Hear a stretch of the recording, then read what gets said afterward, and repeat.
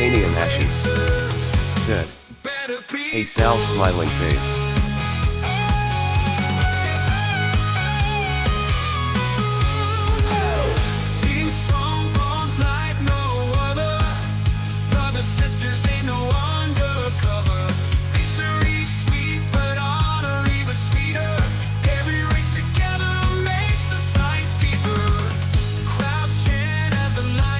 Salamander MN said, thanks for watching.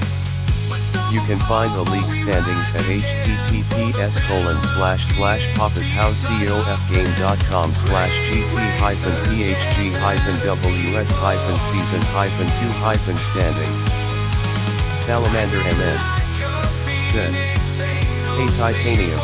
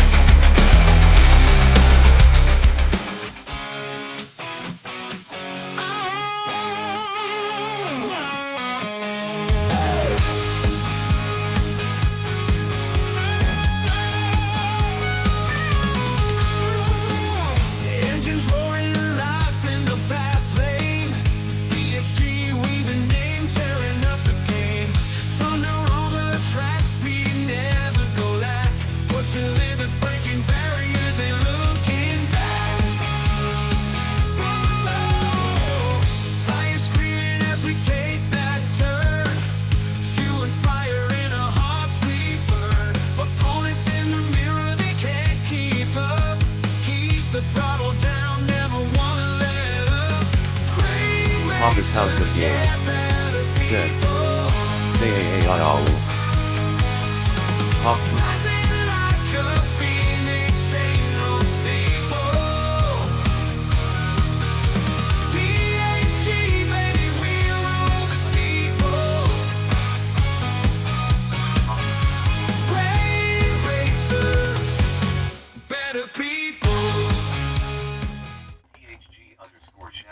Well, hello everybody, welcome back. Today we are doing the Gran Turismo PHG World Series Round 3 qualifying. This is day 1 of qualifying. It's the first time we're giving it a shot to live stream the qualifying. Let people see what's kind of going on, what it takes to get into the league and to qualify for the different splits to start with.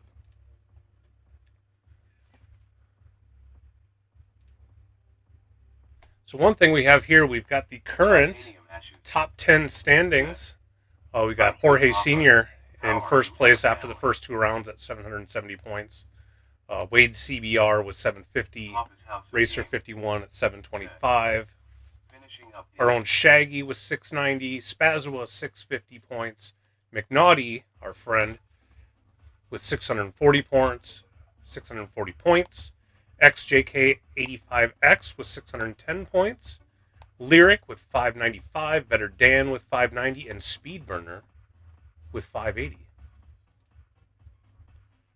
Our top 10 in manufacturer's points, because we are keeping track of the manufacturer's points for this particular exhibition season. We got Toyota in first place, followed by Porsche, Alfa Romeo, Genesis, Lamborghini, Nissan, Chevrolet, AMG, Ferrari. And then coming up in 10th place is Honda. We do have more than 10 manufacturers. This is just the top 10 list.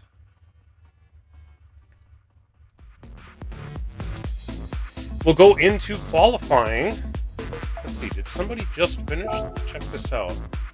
Nope, looks like nobody has started qualifying yet. But what we got going on is The way that this league works is we've got 2 different days. This week it's Wednesday and Thursday. Qualifying takes place in the evening. There's a 4-hour stretch where people can come in, set down their qualifying time. It is a one and done. You got one shot to do your qualifying in a 10-minute session. Your 10-minute session may be by yourself, it may be with other people. Your time for the 10-minute session is what ranks you, and then determines which of the splits you will actually race in on the race days. We have been averaging 4 splits worth of drivers in the first 2 rounds of the season. So we will have, the top half of the field will be in splits 1 and 2, and the bottom half of the field will be in splits 3 and 4. And then, much like the different splits in the PD-sanctioned Gran Turismo World Series, we have more points for top split, fewer points for second split, and so on and so forth. So, as we wait, we'll see if anybody comes on in to put down their qualifying laps. Not sure if Shaggy's already done his qualifying. I think he normally comes in and does his first, but he is not going around, so we will see who comes in. I won't be talking the whole time. I don't think I can fill space that much. But when we get somebody in, we'll check their car out, talk about the driver, and see how their qualifying effort goes. And it looks like we have a number of people in chat. Some of them have already done or are in the league and are probably watching to see what others are doing. Papa's going to be qualifying tonight.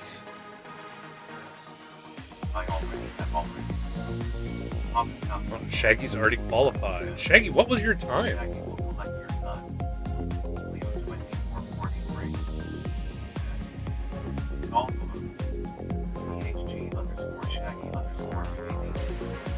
As Shaggy said, he's qualified already. Shaggy is 4th in the points with 690 points. One thing to keep in mind is there are a couple of different bonus point opportunities in this season, one of which is if you are the overall top qualifier during the split qualifying, you get an extra 5 points. Shaggy with a 152.187. That's his qualifying effort. Not a bad time.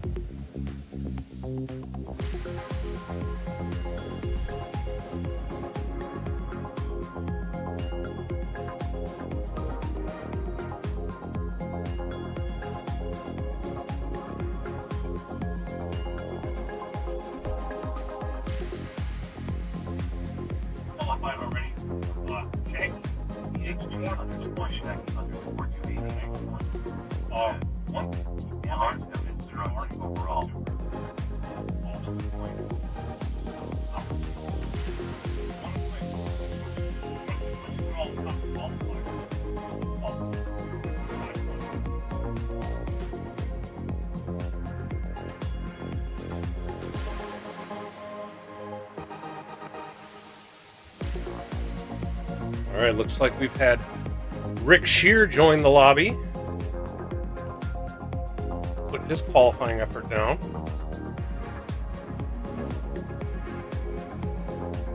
Let's take a look. Rick Shear, if I can find him.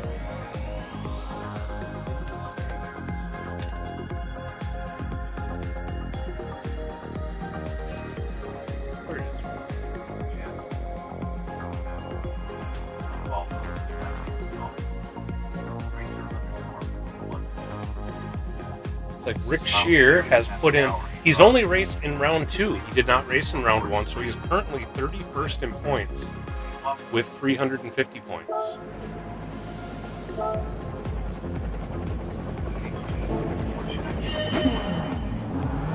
Alright, looks like Rick is out for his qualifying effort.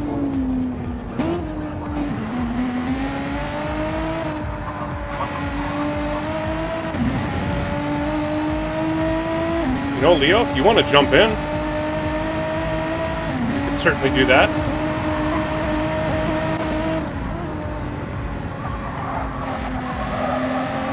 livery on Rick's car. He's on his out lap right now.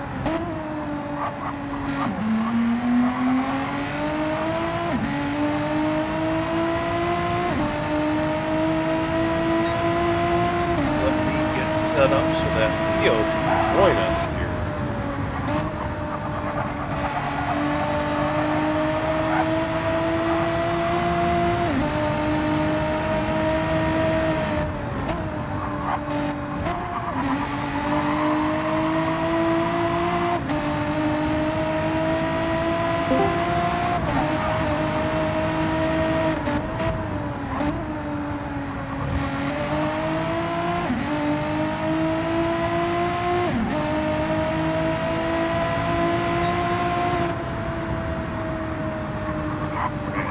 Set up for whenever Leo decides to join us.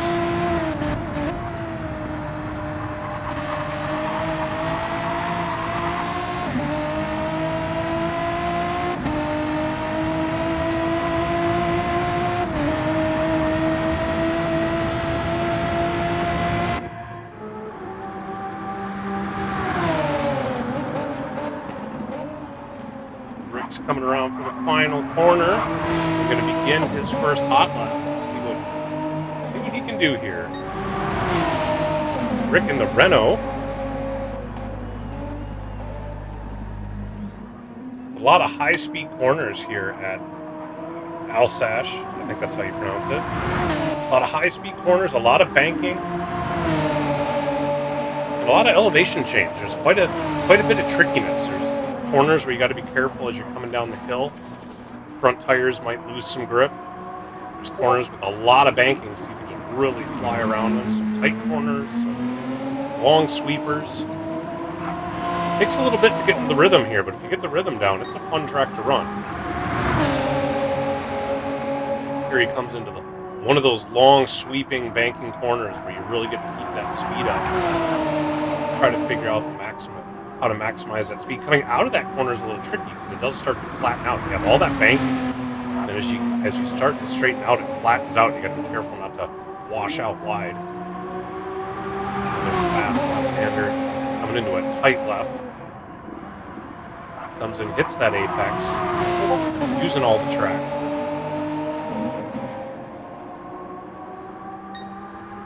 So another long sweeper. I was in there trying to get your... And after that, you come downhill. Leo, have I heard you join me in the broadcast booth? I have. Hey, Leo, how's it going? Go, bud. It's going. What do we got here? Some qualifying, I see? Yep, we got Rick Shear putting in his, getting out of the final turn. Let's see what his first hot lap comes to be.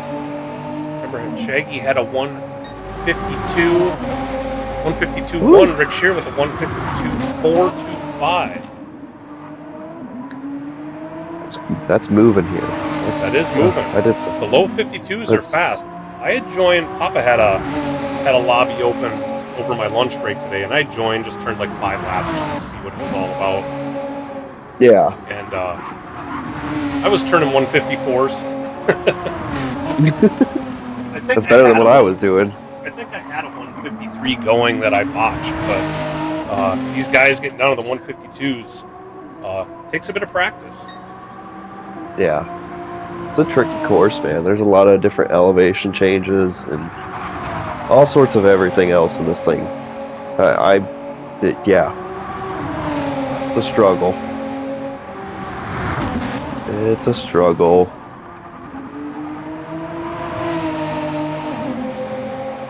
Pretty course.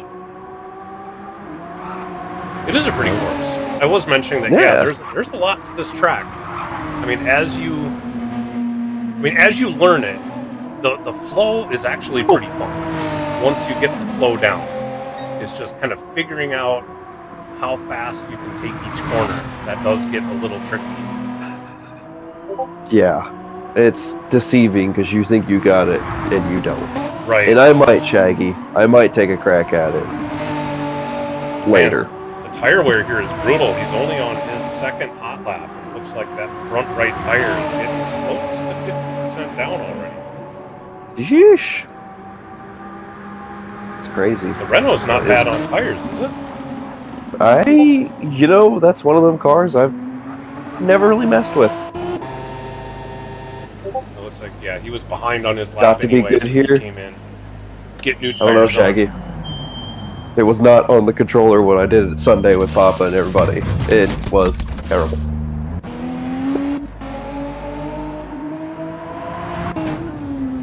Oh man.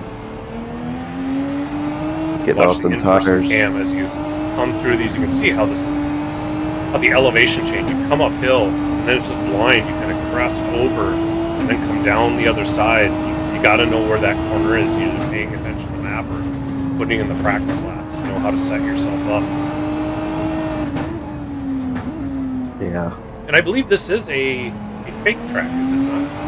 A real track? Yes, this is a made-up one. It is not real. Yeah, this would be a hard one to actually put together. With all the Right? elevation change, the banking, all that business. One thing I will say is I am looking forward to the races here. I think there will be... I imagine there's going to be a lot of passing. This track is a wide track. As you can see, there's plenty of room to move around. You should not see... I mean, with as clean of the racing as we've had in this series already, Yeah. I mean, there shouldn't be... It's pretty unlikely that there will be incidents. If there are, they will most certainly be accidents. But even those, because the track is so wide, there's a lot of room to move around. Plenty of room to go 2 wide, maybe 3 wide through some of these things. Could be exciting. You know, and with that said, some people might take some risks they wouldn't normally do because there's a bit of a safety net. Hopefully that doesn't cause people to be overcome. Right. You know, it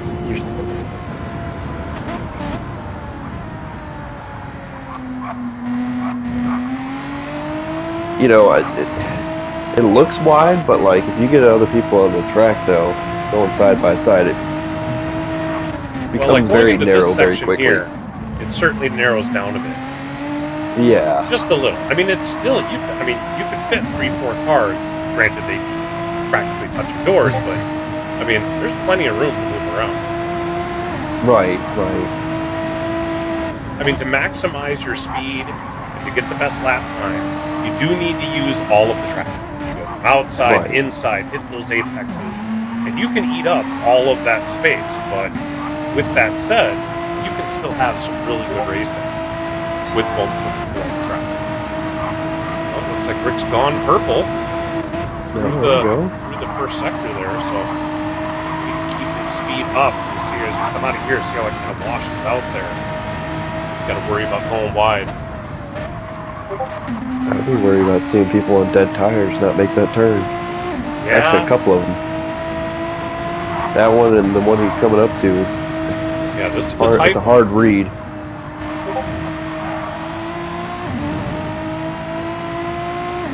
I'd be curious to see how many people run mediums or even hards just so they don't have to hit every 3 or 4 laps. I mean, this is a 13-lap race. Some of these cars running soft tires, you get about 3 good laps out of it, maybe 4. You could end up hitting 3 times. I mean, it is a long circuit, so you can certainly make up quite a bit of time running on softs, but is it enough to overcome the pit road? Now, granted, this pit road is also fairly short, so there's that too.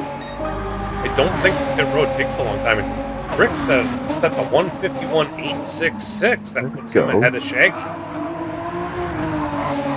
There we go. Well, MR doing its best it can. Shaggy cheering people on. See that.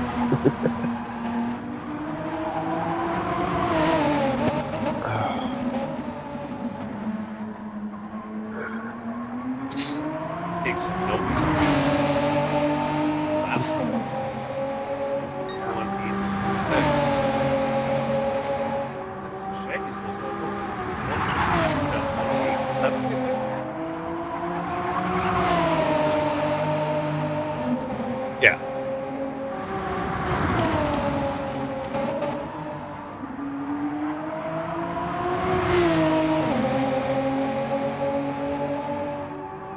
not see the Sector 1 time. Is he faster?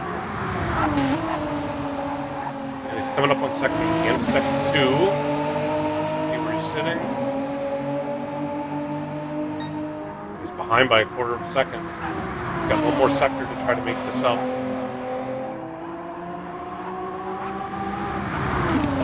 Tight left-hander coming down the hill. That one can be tricky. And then a long, flat-out run. The final hairpin. Tires are already down 33%. One out lap, 2 hot laps.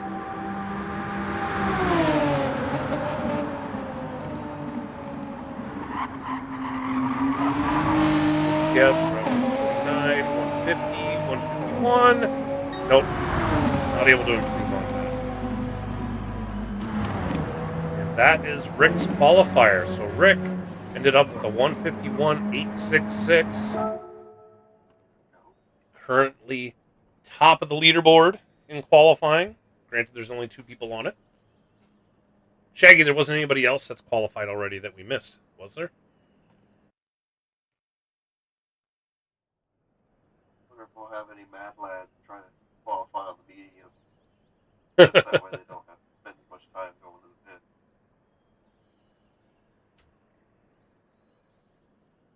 Let's see, we got Wicked CBR in here. I'm not sure if he's going to queue up to qualify this round.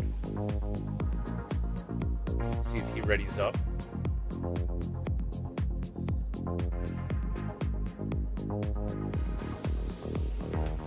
He does ready up. In the Genesis, should mention Wade CBR is currently second in points in the point standings after 2 rounds. 750 points. I would imagine he is going to put down a quick one.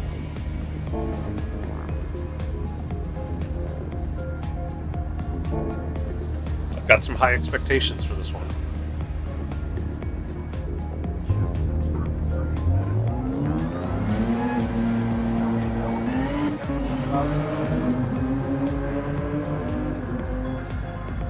It's okay to bad.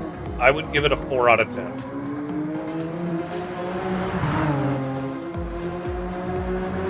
The Genesis is quick.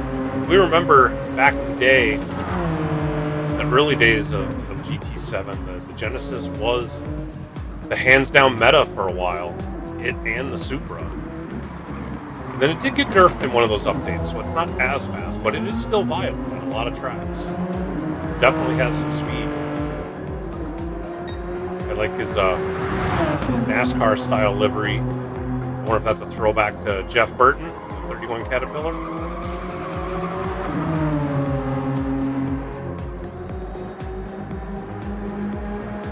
Yeah, that was the era that I used to watch him too. Back when Jeff Burton was running.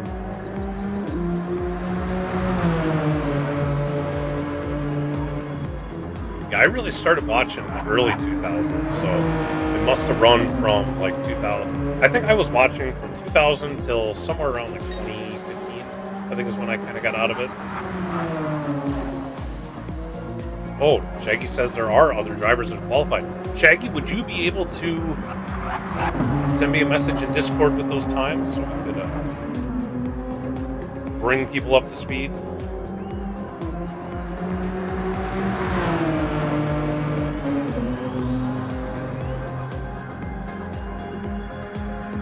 Wicked here's just finishing out his out lap.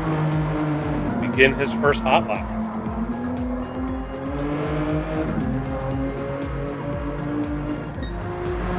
I like how green that livery is.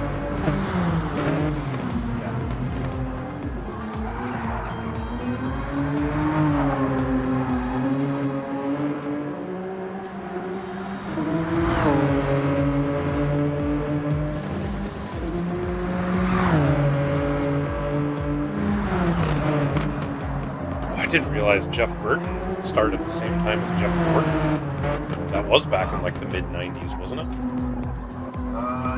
Yeah. I want to say it was like 94? Was it late 80s?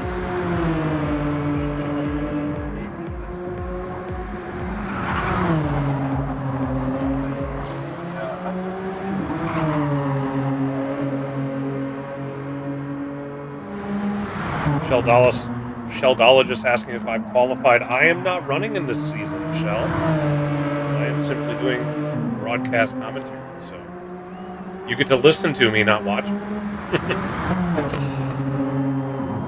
I realize that's unfortunate. What manufacturer would you go with? Oh, I likely would have gone with Chevy. Just out of principle.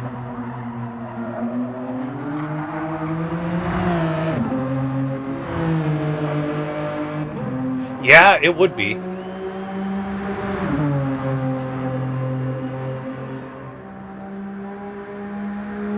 know what? I should probably post the broadcast here in the Discord in case people want to watch. Know about it.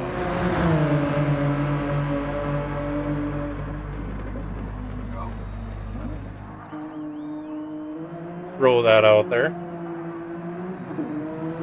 Let's see, Wade or Wicked, his first hot lap was only a 154.345. That's surprising. I don't know if the Genesis is that bad here. Oh wait, this is Wicked Senior, not Wade Senior. I'm sorry, I messed that up earlier. Wicked is currently 13th in points with 530 points after 2 rounds. I'm sorry, I think somebody tried to correct me earlier and I wasn't picking up on what they were saying. Wicked CBR, 13th in points.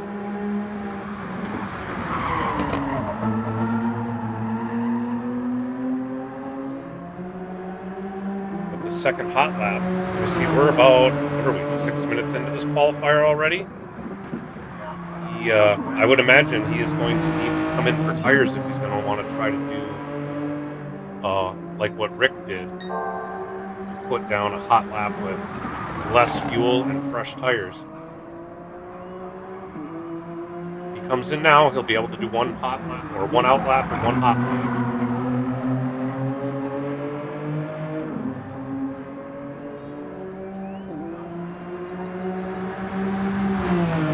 Qualified today?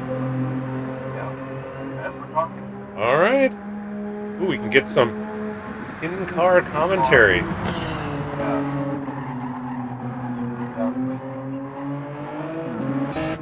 All right, Shank just sent me the times. Let me get this put in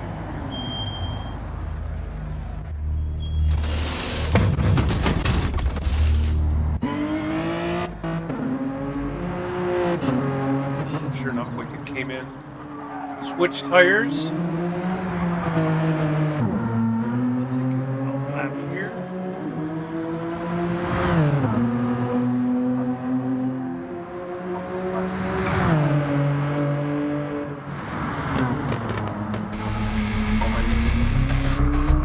Yeah, you gotta get warmed up.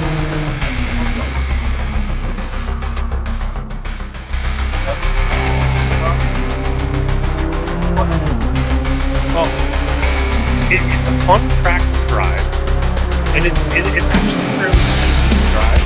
It's hard to get quick time. I'll say that.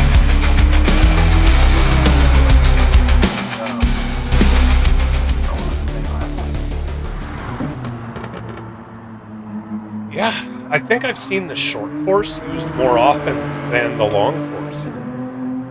Yeah, I want to say I've only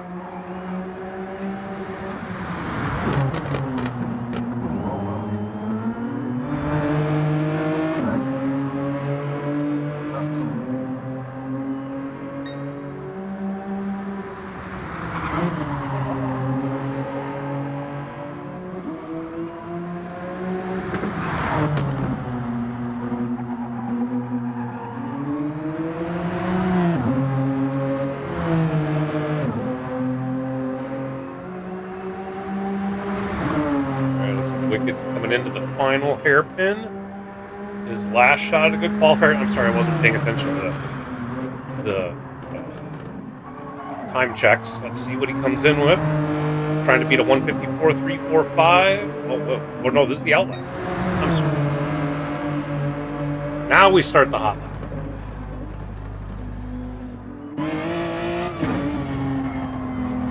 Ride along with the inside of this Genesis.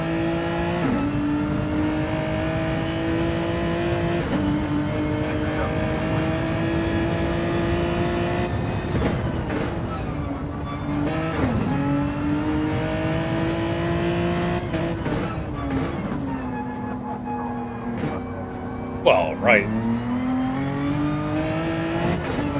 Chicken nuggets are a staple of the American diet. That and pizza. Alright, Wicked is purple. He is the 10th up on his best time. And back to the pits. Is that a mistake?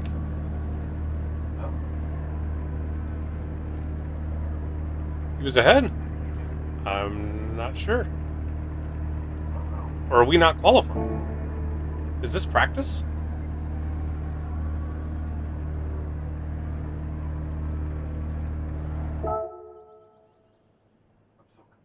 Oh, we are in practice. Oh my jeez.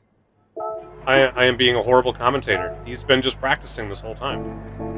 We have not started his qualifying run yet.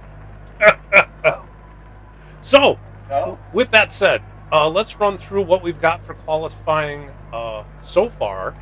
Right now, Rick Shear is top of the standings with a 151.866, followed by Shaggy with a 152.187. Sheldologist currently in third with a 152.568. C-Dubs in fourth with a 153.005. Arrow with 153.875. And Tennyson with a 154.191. So, looking at Wicked's practice so far, it looked like he would be bottom of the order so far. But not sure if he'll be able to speed that up once qualifying starts. Looks like we've also got Slick SHVR2 in here.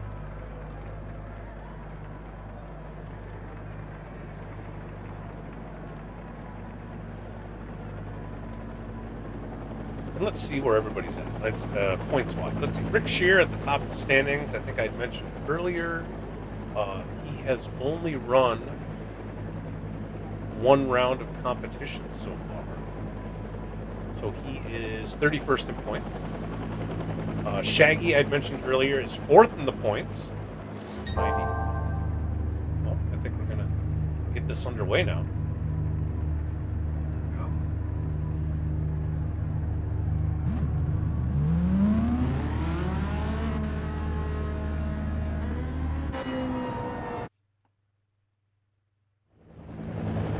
Sorry, we'll keep going through there.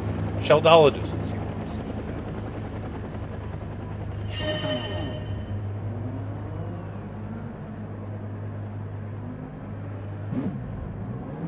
I should say Slick here has, this is going to be his first round of competition.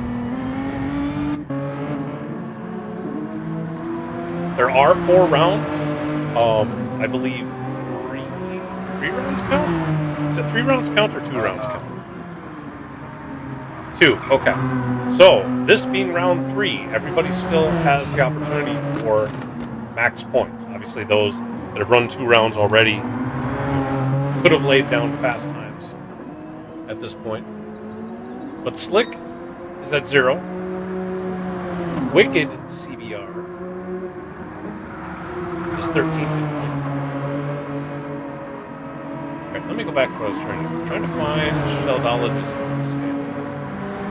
We have a lot of drivers, so I'm trying to locate. There he is.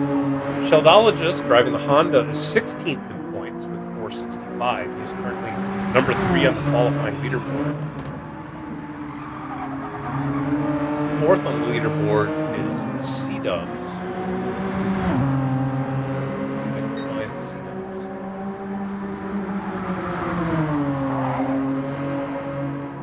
C-Dubs is 26th in points, driving the Ferrari with 400 points.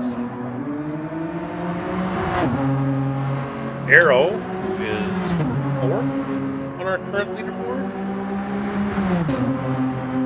I remember, I think he's only done one round. Yes, he has only done one round. He is 53rd. In fact, he is last in the standings right now. But he's only done one round. He has 125 points and is driving a Lexus.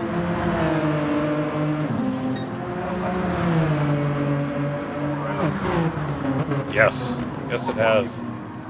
I think that one's been underrated for a while. I think people are just figuring out that it's a good one. I've liked that one. Mullet had mentioned to me that it was a sleeper quite a while ago, and I started driving it then and got to like it. I do like the Lexus. All right, Tennyson, who currently is 6th on our qualifying leaderboard, he is 42nd in points, driving the Porsche, 262 points. He has competed in both rounds so far. All right, so now that we're done with trying to get caught up, let's see. We have Wicked on his hot lap, Slick not far behind.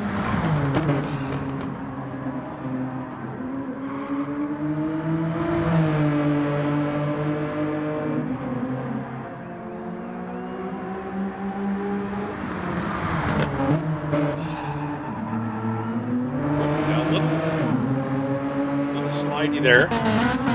Slick comes through here. Slick came through that corner a little slicker. Yeah.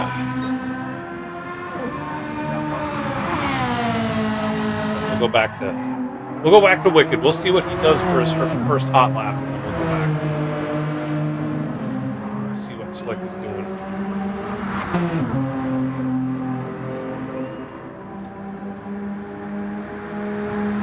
That final hairpin. Hard to get that slowed down and down to the apex.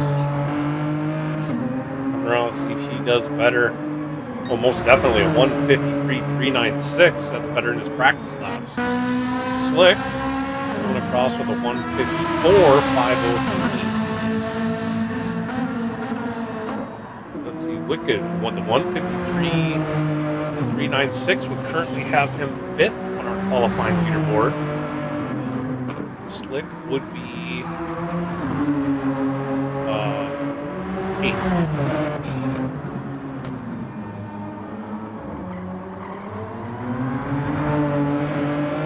Coming through the first checkpoint.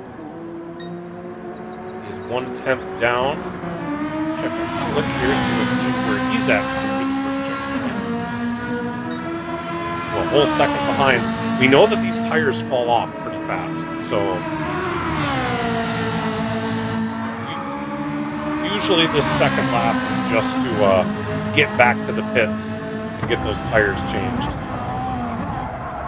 I like this iridescent, or what they call in Gran Turismo 7, the color shift, going from purple to green. It's a basic livery and design, but that color shift makes it pop.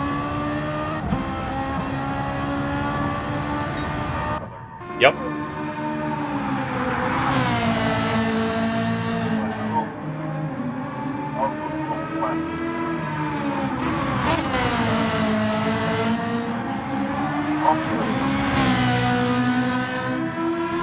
Interesting.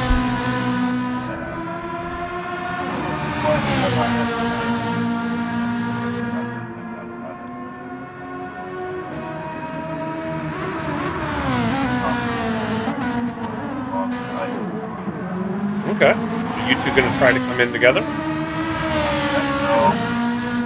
Oh, Slick is going around again. He did not come in for a pit stop, which means this is probably going to be his final chance at increasing his qualifying time. And you see, like I was talking about before, the pits are not very long. Wicked is not far behind him, and he wasn't very far ahead. All right, okay, Slick did come in. He's not going to have the fuel advantage by skipping back to the pits there, but still has a second shot. Wicked, on the other hand, is about half a tank of fuel. If he can baby it around here for this first outlap, which it looks like he is doing a fuel burn run. Try to burn off the fuel, save the tires,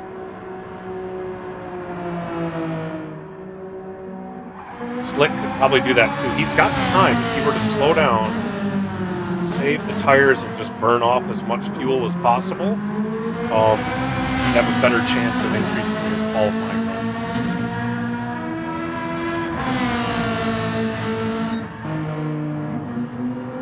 Yeah, Wicked's definitely trying to just burn fuel here.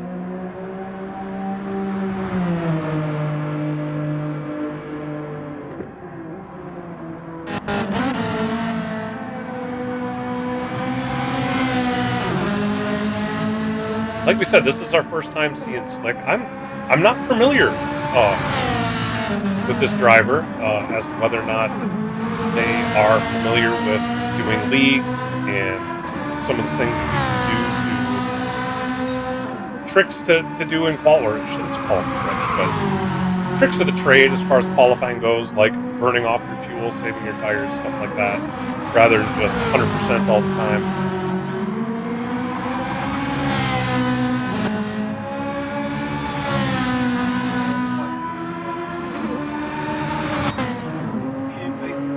Yes, most definitely. All right, Wicked's back on his next hot lap with less than half a tank of fuel and some nice fresh rubber. Good chance this could be a faster lap.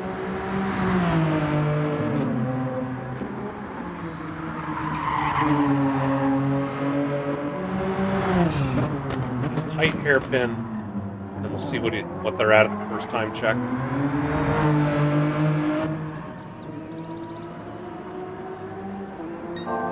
Purple by a little over a tenth. Not a lot, but it's purple. They could knock off 4/10. That could move them up one spot in the qualifying standings. 53 flat is what they're trying to beat. C-Dubs is ahead of them right now.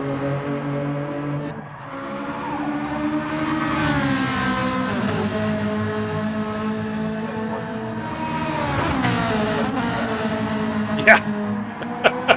Or are we going to do this for the next minute and a half while they're going around? What? Oh, Wicked lost some time there. Is now no longer purple. Got to him just in time to see that. Slick coming up on the second time check. Yeah. Almost a tenth up. Oh, but overdrives that fast right-hander.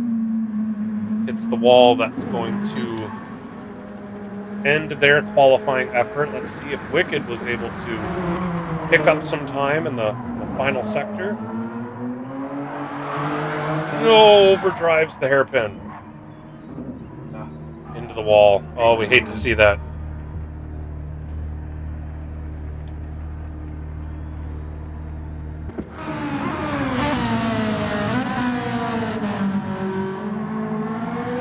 I believe that is going to end our qualifier. Either of the drivers will have bettered their time.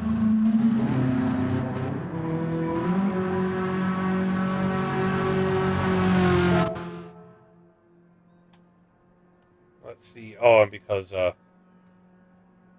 Wicked went to the pits, we're going to have to wait for the minute 20 runoff here.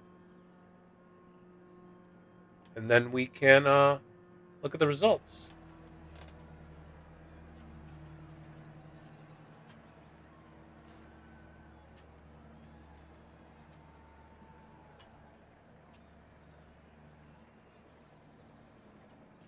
Oh, man.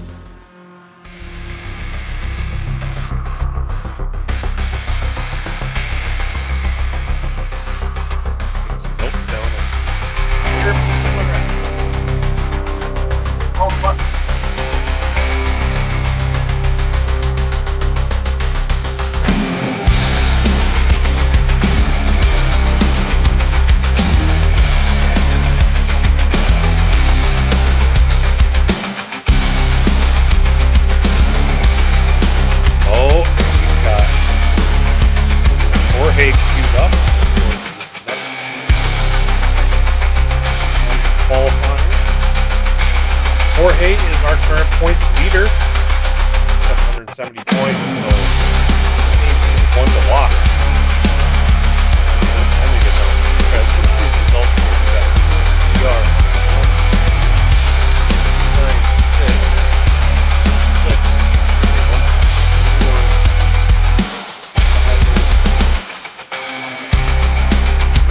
4. That puts Wicked in 5th. Our qualifying standing.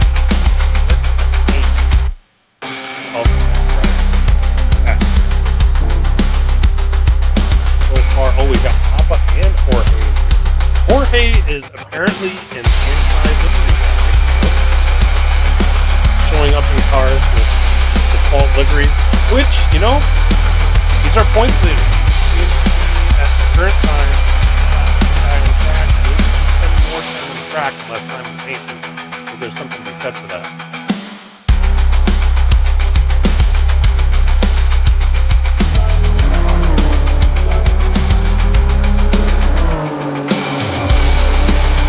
All right. Good luck, Leo.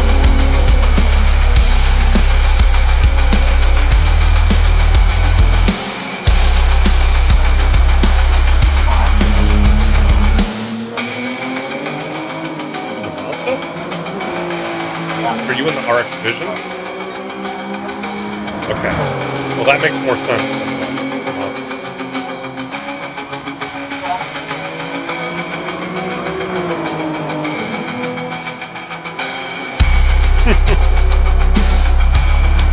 I can't imagine it would do very well here with these long corners.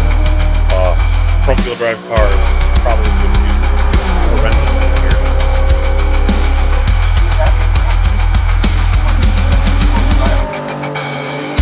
Well, I would imagine it would probably push crazy. Wouldn't it? I mean, in a lot of these, though, you can apply some throttle and up the speed, accelerate out of the corner. Front wheel drive car. Send you off the track, you gotta wait so long. Yeah.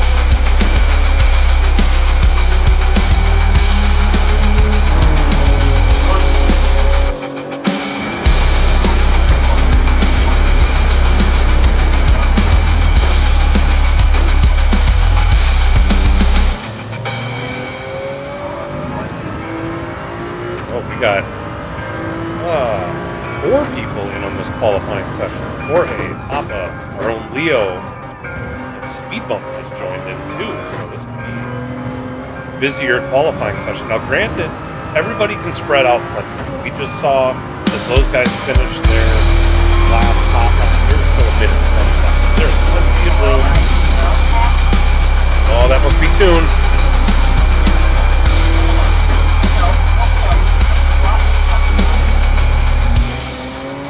We are live on stream here, Toon, showing the qualifying session.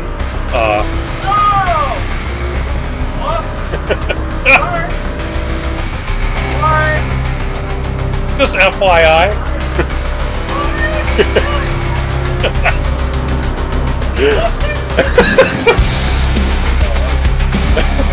All right, Leo, you go put your qualifying effort in.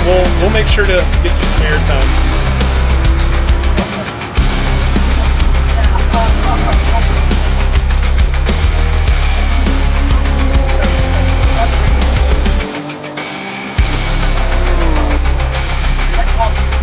He's a dirty liar.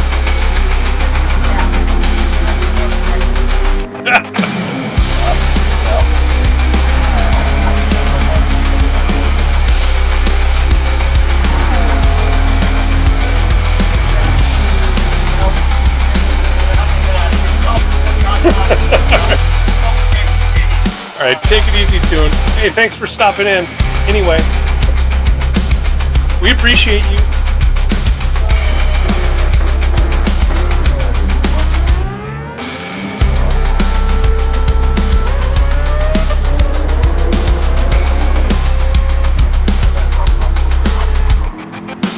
Let's look at these liveries here.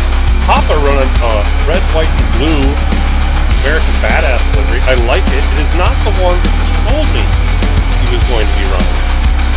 But, pretty car nonetheless. We got Leo in his Army veteran RX Vision. The Army green. I like it.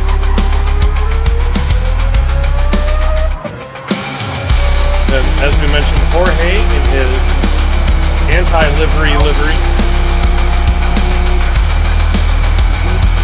Uh-oh, did I press something? Ah!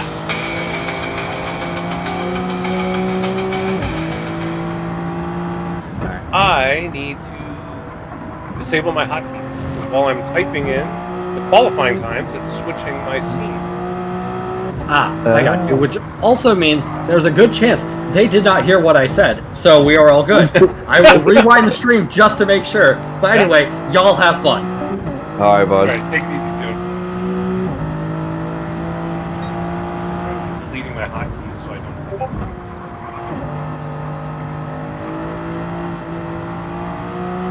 Okay, that's the good thing about these qualifying sessions is they're more relaxed.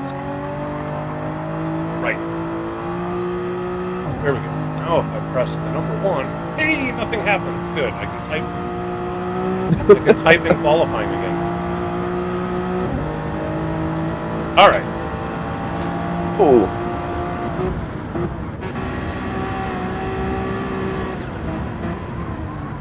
Speed bump with the Coast Guard livery. Ooh. Is NSX. Very nice. Alright, let's I think go he back. had that the last race too. Go back to the front here with Papa. I was mentioning, to those that couldn't hear me, this red, white, and blue American badass McLaren livery. He is on his hot lap. Let's see, I should also mention Papa is currently 21st in the point standings with 426 points. Followed behind him on his hot lap is our very own Leo. Hey. Currently 25th in the point standings with 400 points. 4 positions behind Papa. And then Jorge is kind of the one to watch. He is our current points leader with 770 points. Ooh. And speed bump, I will try not to get confused with speed burner. Speed bump is currently 27th in points with 383.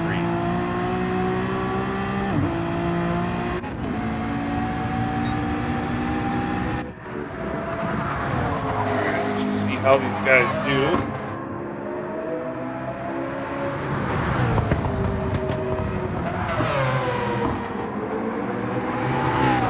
Coming through this long, flat out section. Heading into the final hairpin. How's your lap feeling, Leo? Sketchy. Okay. Sketchy at best. This thing really likes to get loose coming out of these corners. Papa with On every single 153.5. Leo with one of 154 flat. Jorge leading with a 150.9. Cheater. No, they're not here. Oh, that's fun. I'm sorry. Coming across with a 154.888. Got some room for improvement there. Oh, stay on the track, Leo. I'm not gonna watch you. I just switched to you, commentator's curse. I'm sorry. That's alright. It's alright. I saw it coming. With Jorge having the speed Okay. he's got, you may just want to let him by before you even get to the pits. Just a suggestion.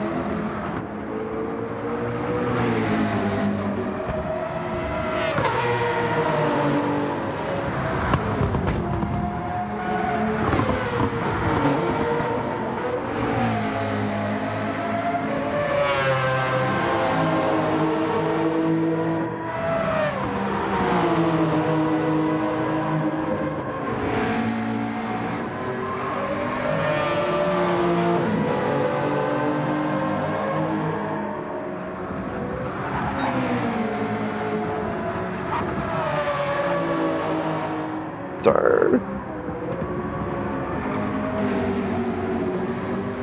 Anyway. Man.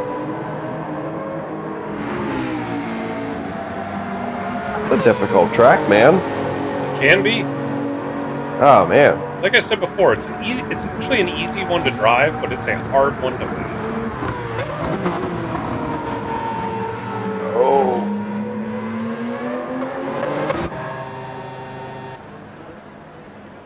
Buddy coming in pits. Yeah. Tires are already cooked. Oh yeah. Papa's already out. Papa did not have a bad time, a 153.517. I do believe I heard rumors that he had been flirting with the 152s, or I should say he had been getting some 152s, but had not been able to get down to the 151 range yet. Let's see how much he can improve in the second set.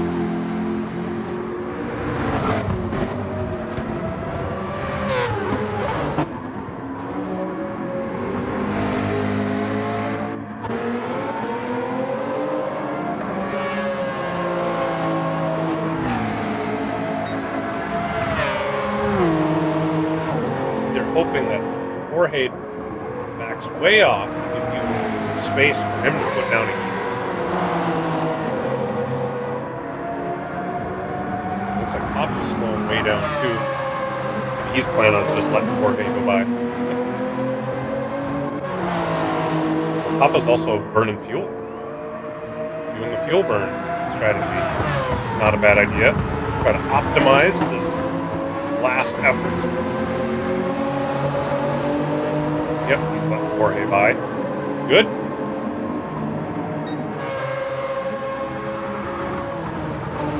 But Leo, with his unending confidence, is leading the group of cars around to start this last hot lap.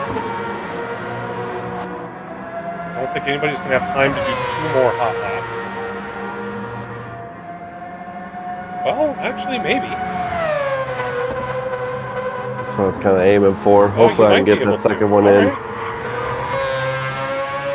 Yeah, if you keep this under 2 minutes, you will have another hot lap.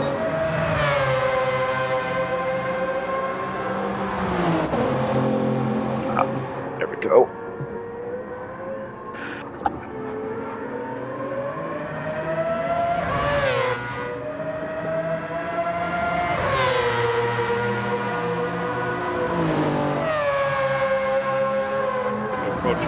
Right-hander.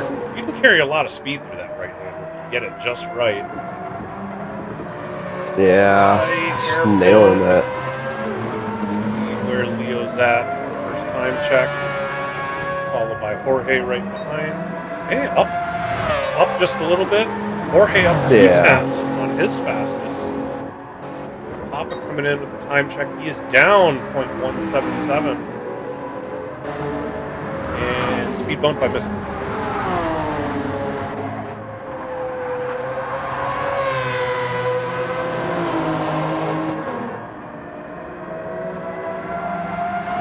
Oh, so that's how you take that corner. Screaming Nice. Mazda. Alright, coming up on the next time check. Whoa, did Jorge just go off? He did. He has damage. Jorge is done for this qualifying effort.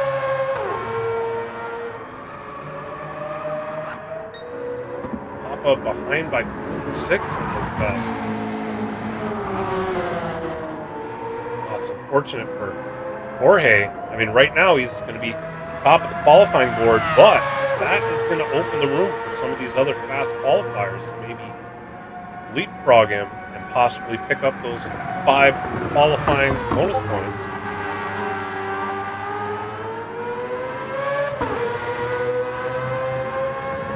Leo improves by almost 2 tenths.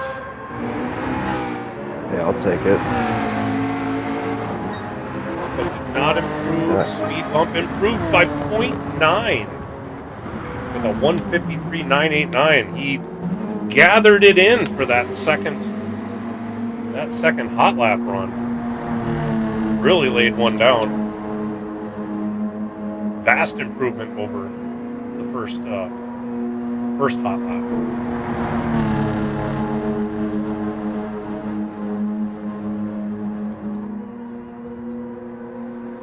race against the clock right now.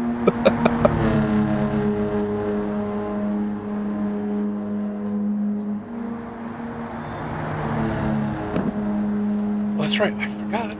Leo is still on a hot lap.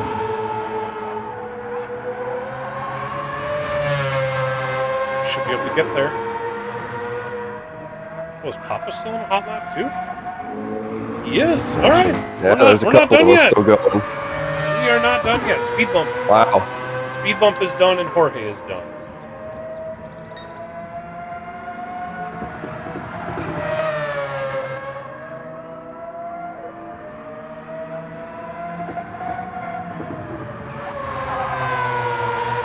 All right, Jersey, I am not qualifying. So you don't have to worry about me. I will not be trafficked. I am simply commentating.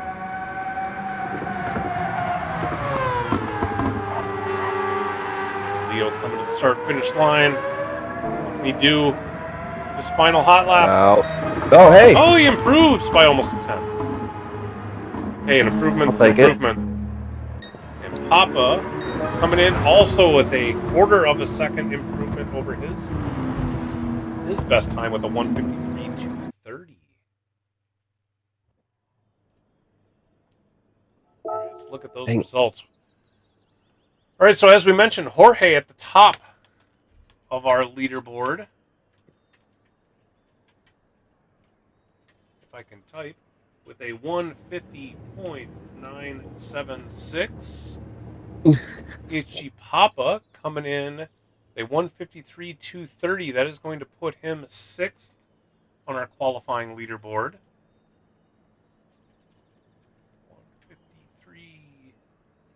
153.230.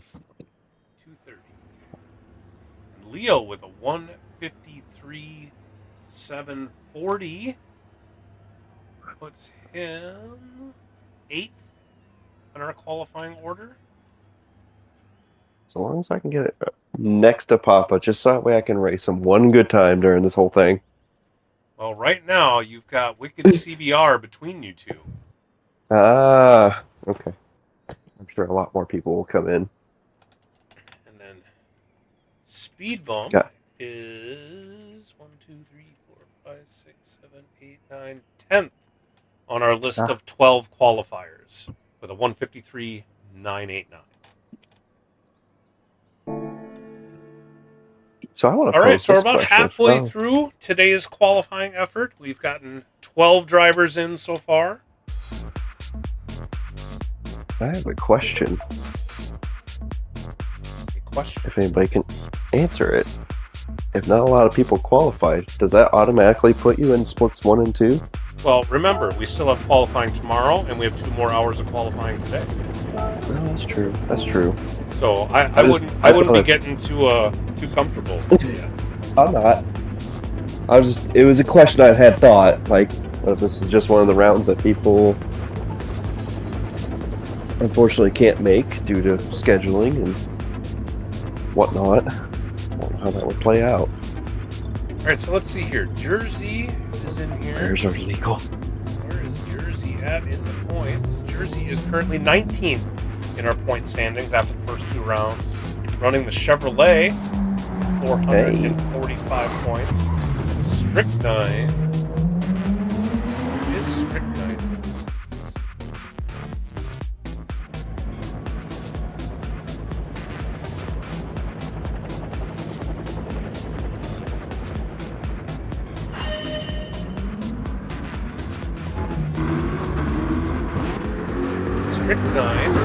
Strychnine has only run in round 1 so far this season, so he's down in 48th place in points with 167.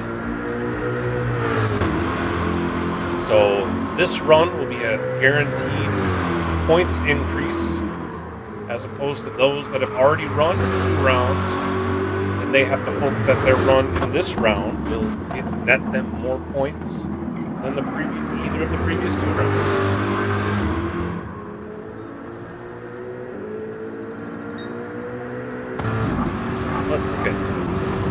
Jersey's livery here. This beautiful Corvette, Tide Corvette. Yup. Orange, yellow, and white. Another Clean, old school it's clean. I NASCAR like it. livery.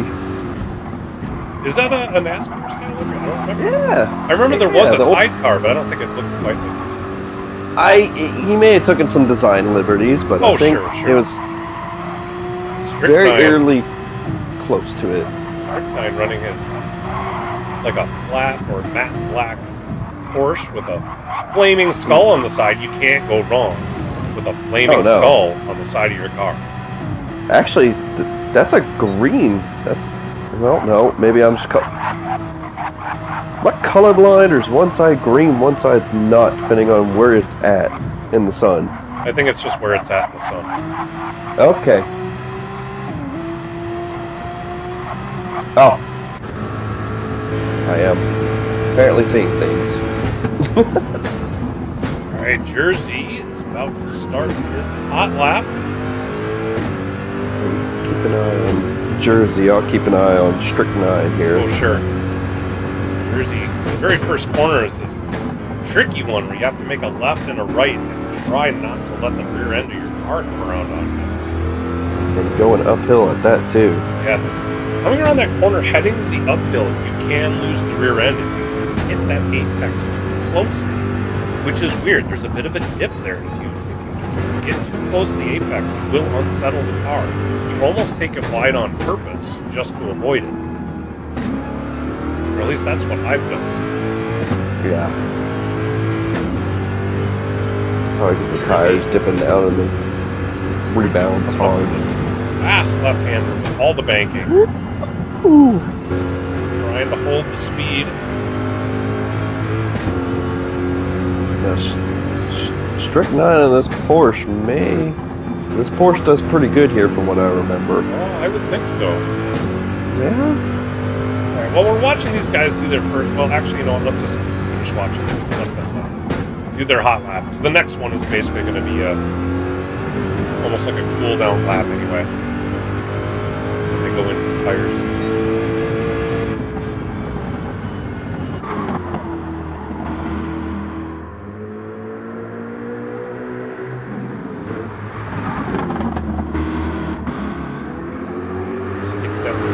Apex on that kind of hairpin. And then the Corvette with all that torque pulling the car through this long section, getting that top speed, then has to get it woed down for this final hairpin. Does get it down to the apex. Going to come across the line with a 152.611.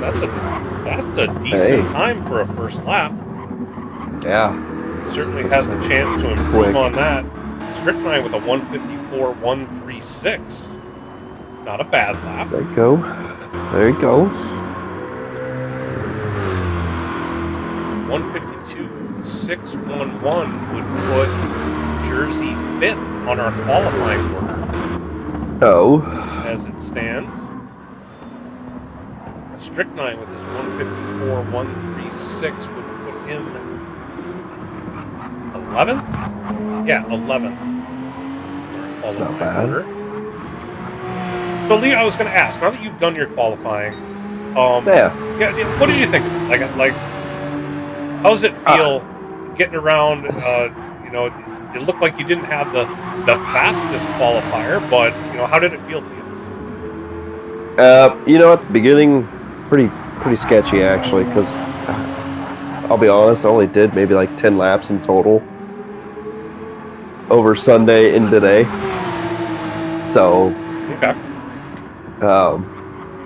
But then I started seeing where I could take turns and stuff like that, and it actually started coming around fairly nice for me.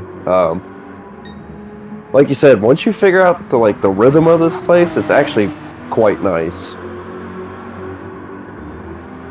Ooh, Strychnine getting a little loose there. Got in the grass a little bit coming onto that long, out of the banky boy. In that tight little section.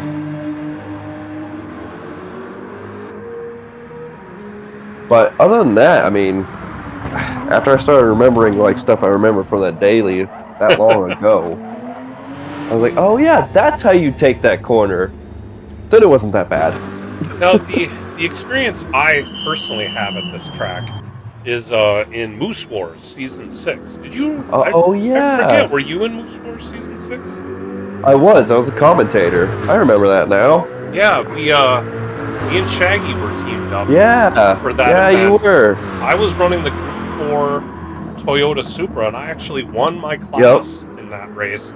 Running that Moose Wars season forced me to learn this track. I mean, that's really the reason I feel like I have a fairly good understanding, is all the laps I put in for practice. Yeah, you did put in a lot. For that season of Moose Wars. Yeah, I remember that one actually. I think it was me and Toon actually commentating that one. I believe so. Alright, these guys are both on their out laps.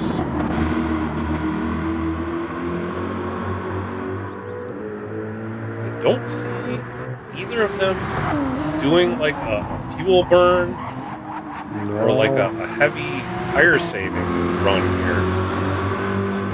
But They're much full like sending you, it. if you can burn through this first outlap, you may get 2 outlaps. Yes. But with that being said, it seems like it's pretty rare that somebody on their second hot lap will be faster than their first one with how fast these tires are. So it is kind of a one-shot thing. Like, you might as well make the best of it. Yeah, that was me being lucky that second lap and improving.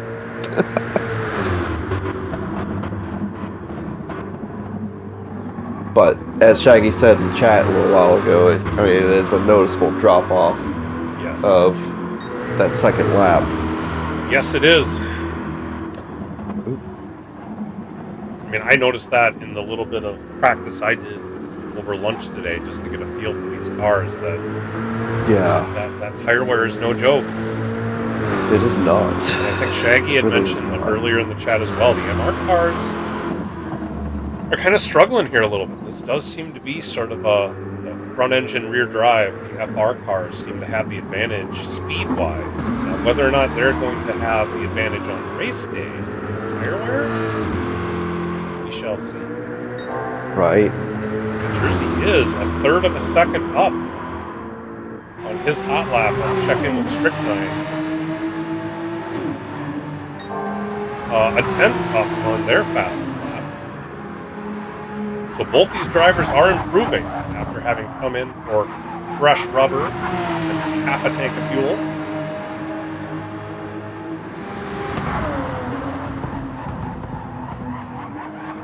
Let's go back to Jersey. He's about to cross over the second time check. Is now almost a half second up on his fastest lap. Back to Strychnine, comes in. Yep, half a tenth. Or no, they're a half a tenth up on Jersey's time. They were purple. So that is a big improvement over there. They're 154.1. They're a tenth of a second up on a 152.6 run. All right, back to Jersey here, who's about to come across the line. See what kind of an improvement we end up with. 152.119, almost a half second improvement, and does have time to do another lap. Oh? Strychnine coming across, actually not too bad on the tire wear. A 152.837, a 1.299 second improvement over their first run. There we go. Strychnine looks like his front right is at about, what is that, a third, a quarter? Actually, Jersey's is even better. I'm surprised. Wow. Jersey actually has slightly better tire wear than the Porsche. I'm not sure if that's because Jersey was maybe doing a little bit of saving, not taking the corners quite so fast on that outlap or not, but he is certainly trying to go as fast as he can right now, though. Did miss both of the first time checks. We're hanging with Jersey here through the second time check. We'll switch back to Strychnine. See if they've improved. tight left-hander. Into the time check. We are almost 4/10 down in our fastest lap, so Strychnine really trying to use as much of the track as possible. Got into the grass. Yeah. It's probably going to cost him some time. Yeah, 3.2 down on their fastest. Not enough time to make that up. Ooh. Strychnine, you hate to see it. Unfortunately, just spun out. Oh. Yeah. Just got loose in the grass on the left-hand side coming around You can see that. one of them turns. Yeah. Oh, yep, got out in the grass and just couldn't recover it. Unfortunately not. Yep, well, that's what happens when you're on your lap, trying to push it as hard as you can. Yep. Yep, looks like Jersey finished about a half second slower than his best. Still good times, though. Yeah, I mean, that one, a 152.119, that is going to put Jersey as third on our in our qualifying results thus far. 152.119. And Strychnine with a 152.837 puts them 1, 2, 3. What is that? 1, 2, 3, 4, 5, 6 in our qualifying order. Not a bad run at all. No. Trying to put all their cards on the table in that final push, which unfortunately spun them around, but already had a good time in. There we go.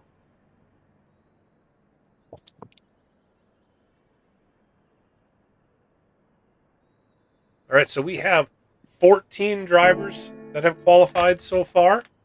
Our times range from a 150.976 down to a 154.503. Jersey commenting in the chat, that's as fast as I'm getting that vet around. That was not a bad lap. No. Not at all, especially for the vet. Let's see. Oh, Which, honestly, feels like it's gotten stronger lately. Yeah, I think there's been some tracks that it's been solid at, and people are starting to use it a little more often. I think people are just starting to use more of the cars in general, for the most part. Yeah. I mean, there are the metas. You know, you got Red Bull Ring with the Lancer that everybody seems to run. There are other tracks that have, you know, gimme metas. But then there's plenty of others where we seem to have some competitiveness, and it's fun to see. I like seeing people not necessarily taking what is just the quote-unquote fastest car. So Right. I do enjoy that as well. let's see, there are 3 Unfortunately, new... Sal, this is going to be my last one with you. Okay. Got Gotta have dinner. going. Yeah. All right, looks like we got 3 different people in this lobby. Lyric is the only one queued in.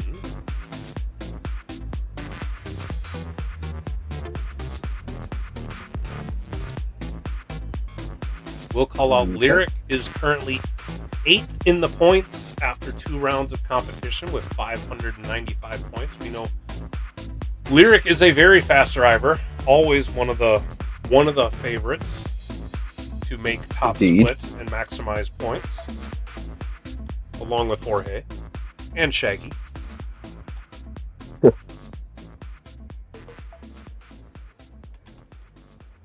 with that said, Rick Shear and Jersey are currently ahead of Shaggy in qualifying.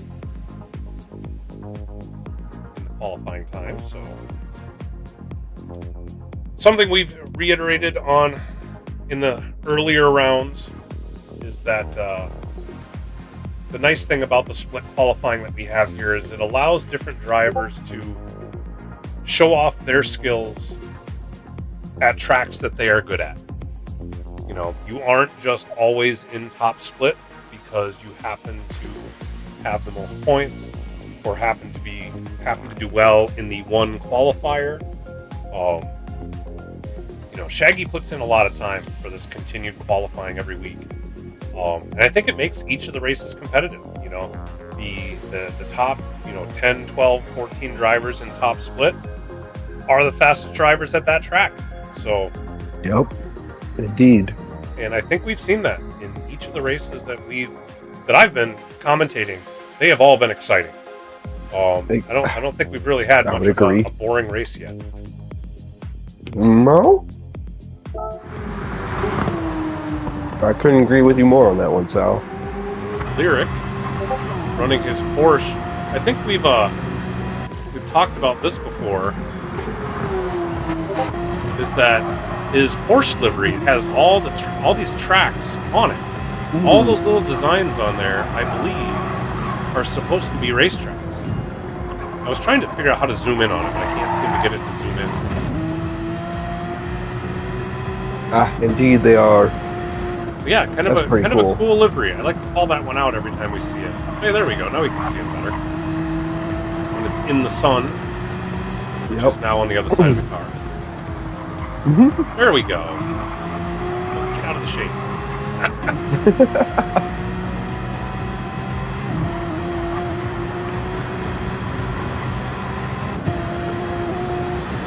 Oh. It's even got some tracks on there that we don't have in the game. Yeah. I noticed. It looks like Lyric is still the only one queued up. Shaggy is queued up. Shaggy's not allowed to run another qualifier. But he knows that. He makes the rules. Maybe he felt like having fun. May have readied up by accident. Whoopsie.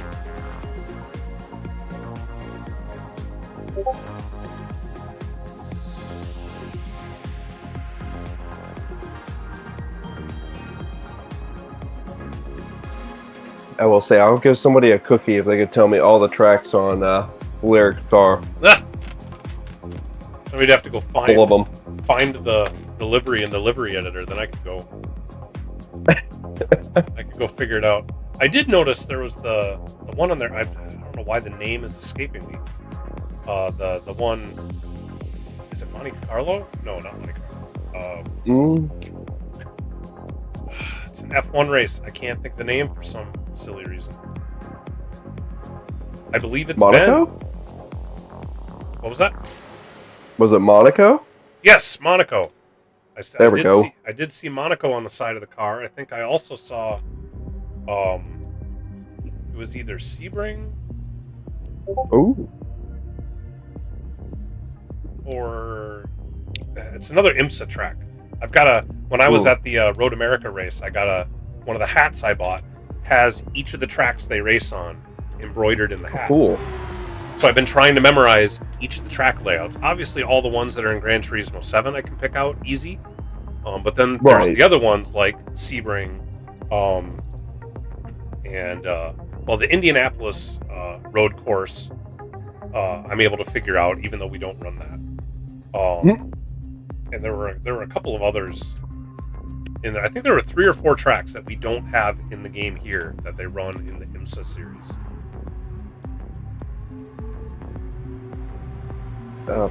And the names are escaping me right now as far as what the different tracks are that they go to. I think Sebring is actually the next IMSA race, which I believe is going to be coming up in early March here. I don't know if it's this weekend or next weekend. I think is the next IMSA race at Sebring.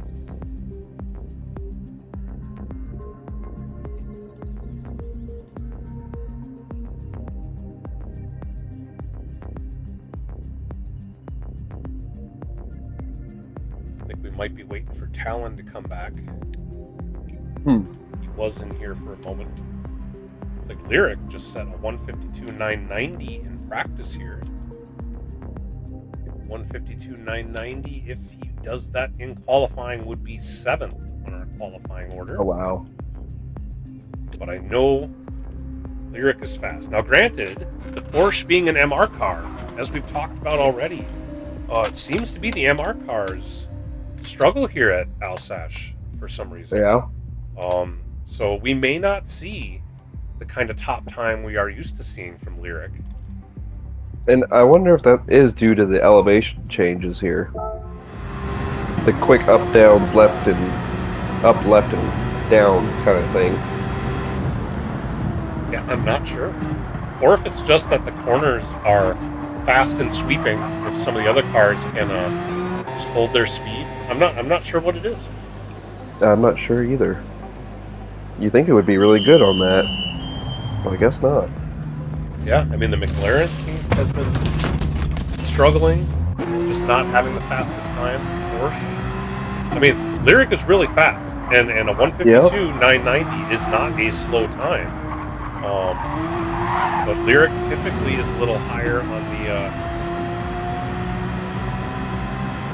on those times. So, but he is just practicing. It might just be getting into the flow.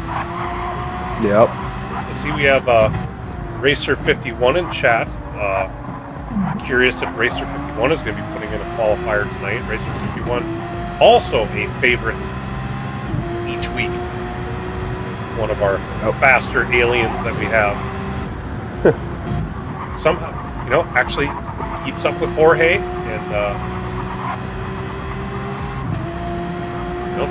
does really well.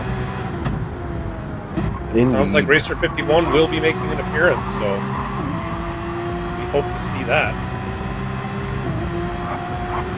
Alright, I'm going to leave it on Lyric here. I am going to step away for a few minutes to get myself something to drink, because I forgot to bring something down. I will be back in a moment. I'll entertain you folks.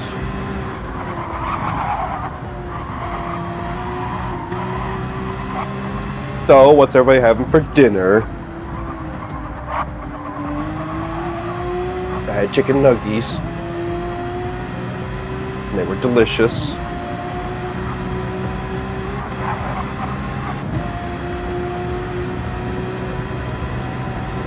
Alright, and I'm back sooner than I thought. Oh. I actually had brought water down into the basement. I just set it out of reach. Didn't realize it was out of reach. Oh. But to answer your question, I had salmon for dinner tonight, which was delicious. Ooh. We end up we cook it in the air fryer, and I drizzle on lemon juice and a smoked seasoning that gives it as if you smoked it on the grill. It's not as good as an actual smoked salmon, but it does give you that smoked flavor, which making it in the winter inside in an air fryer, it tastes pretty darn good. Well, I mean, yeah. Shockingly, I'm the only person in my family that will eat fish. And this concludes our episode of Cooking with Sal and Leo.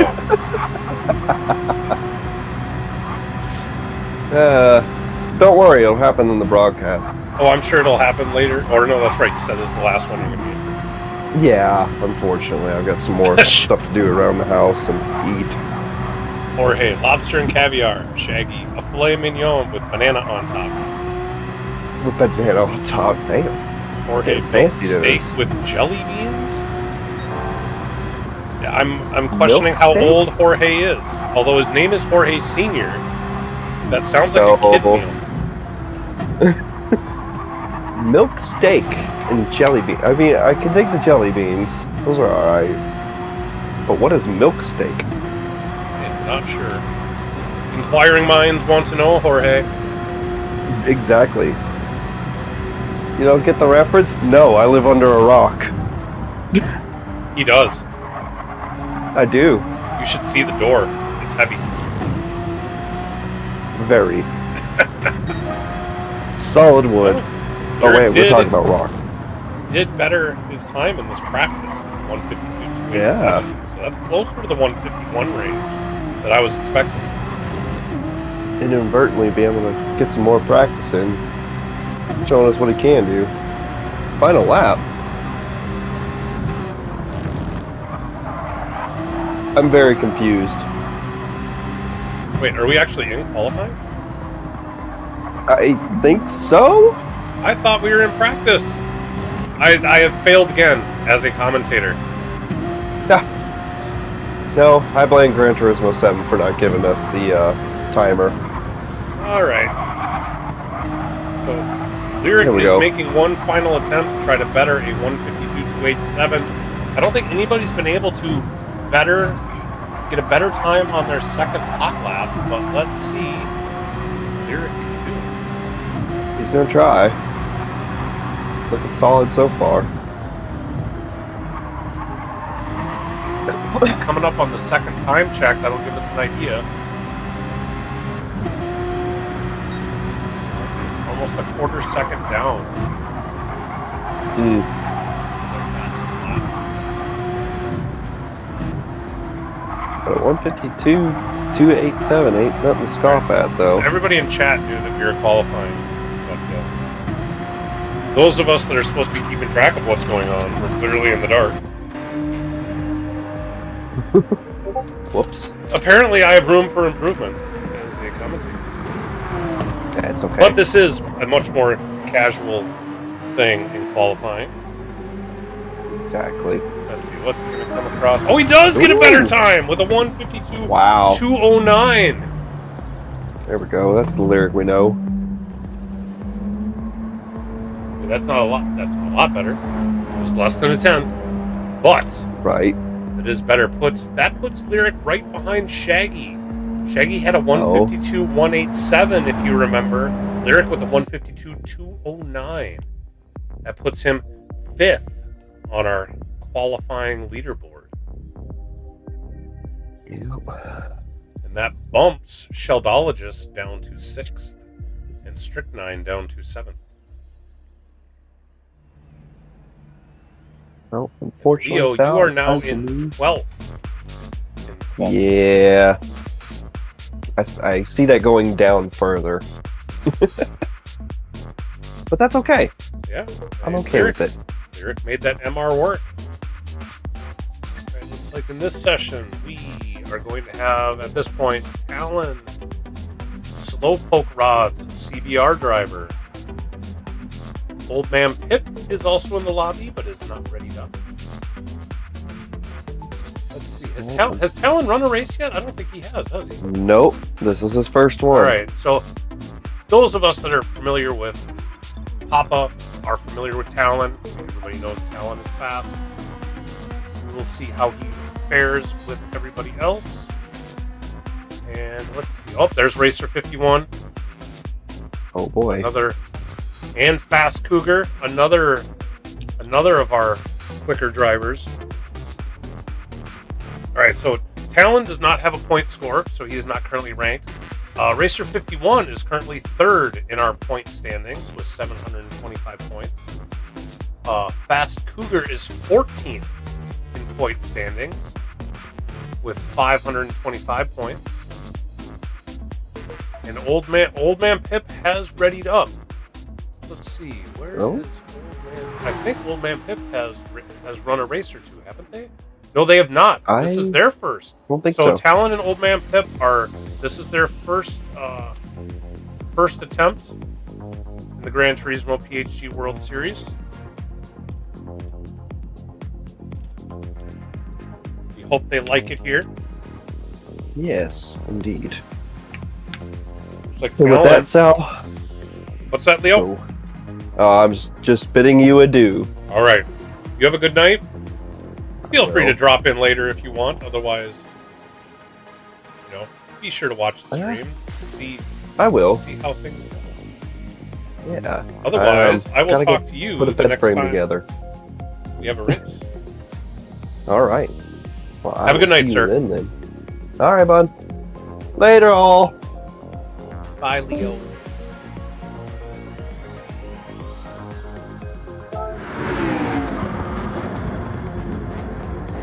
Alright, let's check out some of these liveries. That's one of the things I like to do. Talon, the blue McLaren. Got a big Nürburgring sticker. He's got his FART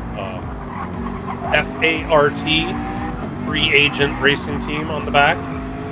Talon refuses to clan up. It's like the movie Ready Player One. Refuses to clan up. Fast Cougar running in his Lexus with a flamboyant that I do like it. It's like a lime green and black. Racer 51 in a rusted out Toyota Supra. Clean me, it says. This might need more than a cleaning. And now he's showing it. Let's spin. Old man Pip in a Porsche.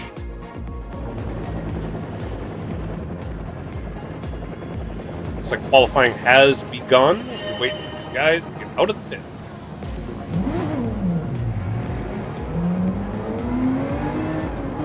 Take a quick look at old man Pip's livery. Looks like he's just got a stock gray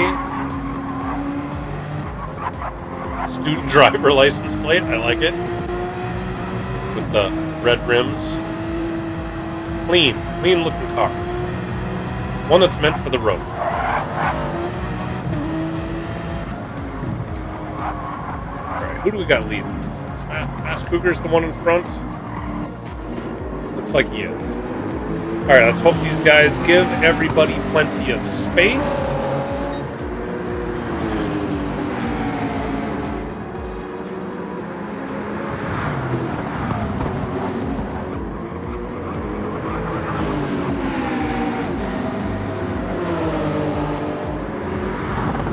About halfway through their lap. Their out lap.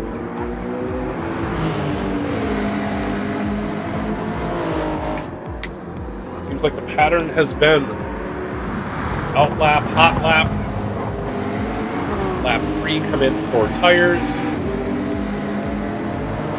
then lap 4 is your second hot lap, and if you've done that quick enough, you make it another hot lap, lap 5, which so far from what I've seen, Lyric is the only one that's made that final hot lap work. These tires fall off quick.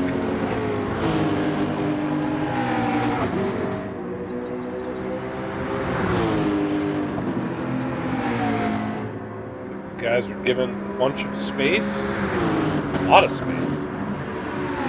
Fast Cougar coming around the final turn, going to begin their hot lap. Timer is running. Tricky first set of corners. Gotta get her slowed down up against the wall so you can come around this corner and come up the hill. This is a steep uphill climb. Back down the other side. Come to a tight right-hander. But you can carry a lot of speed through if you get it right. You really got to get it mowed down for this hairpin. You don't want to get on the throttle too early and push too wide, because getting around that little kink after it can be tricky. Now into the fast, high-banked left-hander. Get it up near the outside.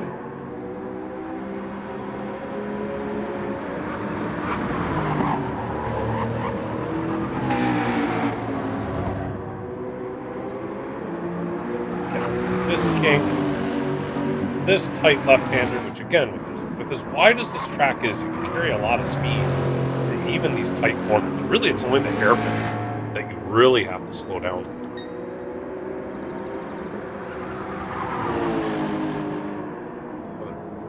High speed right, followed by a lower speed, and you can see that you come downhill here.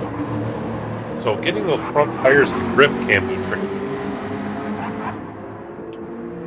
Although it's like some of the other hairpins from the overhead map, when you drive it, it feels very different from the other hairpins. Fast Cougar about to come across the line. What kind of a time we get? 152.1. Talon with a 152.6. Racer 51 with a 152.1. Very tight qualifier here so far. Old Man Pip coming across with a 154.253. Got some 52s on the first lap. Low 52s. Be anxious to see how much these guys can improve that on the next set. This is what I was mentioning before. After that one hot lap, now they just kind of want to get around to the pits as fast as possible. These tires, because they burn off so quick, it's unlikely you're going to be able to set a faster time. You just need to get back to the pits, get those tires changed, burn off as much fuel as you can, then take one more stab at a decent hot lap.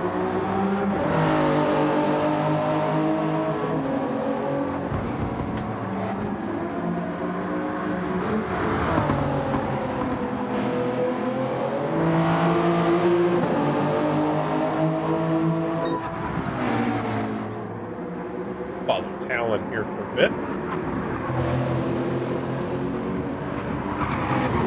This being another MR car, a 152.695 is not a bad time.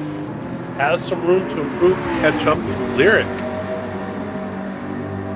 in the Porsche with a 152.209. The other McLaren was Papa with a 153.230, so ahead of Papa, behind Lyric.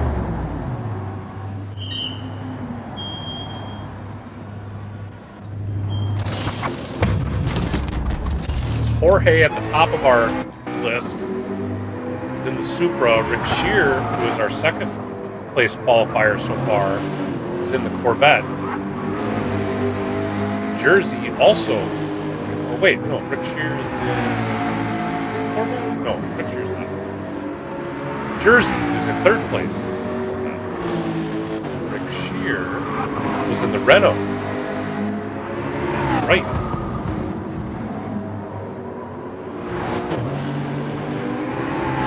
Renault.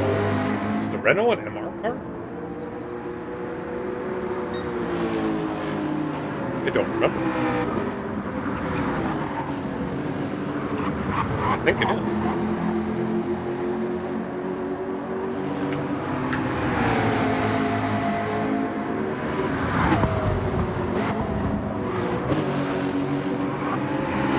These guys on their out lap. Not a lot of excitement for the outlap. These guys are probably trying to save their tires while burning off some more of that fuel, but not burn their tires down while making the outlap. And really put the hammer down once they get to the start-finish line. This next hot lap coming up is likely to be their fastest.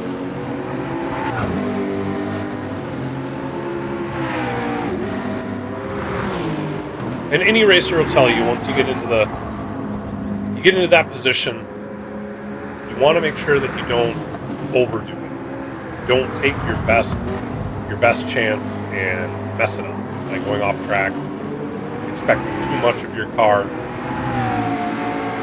But at the same time, you want to push it to its limit, get the best time you can. And Fast Cougar Talon on their next hot laps, along with Racer 51. Old Man Pip on the line.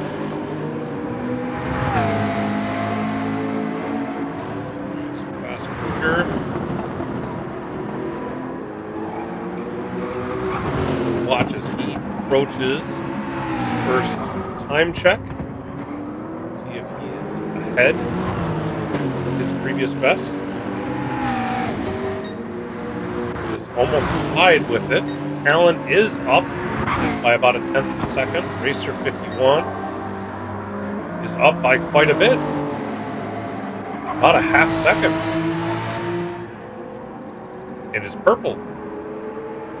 Old Man Pip is down 1/3 of a second on their best time.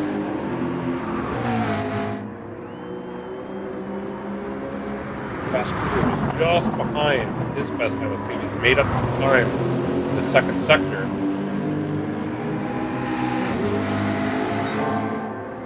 up by about a quarter second. Talon up by 0.4 on their best time. Racer 51, 0.7 purple. So each of these top 3 guys are definitely putting the hammer down. Old Man Pip's slightly better than their previous, about a 10th up. Fast Cougar coming into the final corner.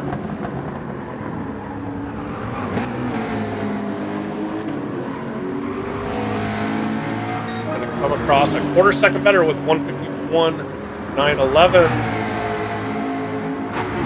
Talon came across with a 152.235. Racer 51, our new leader in this particular qualifying effort, with a 151.313. That puts Racer 51 in P2 in our overall qualifying order for now. And it looks like Old Man Pip crossed the line just after qualifying ended. So the 154.226, a slight improvement on their first run.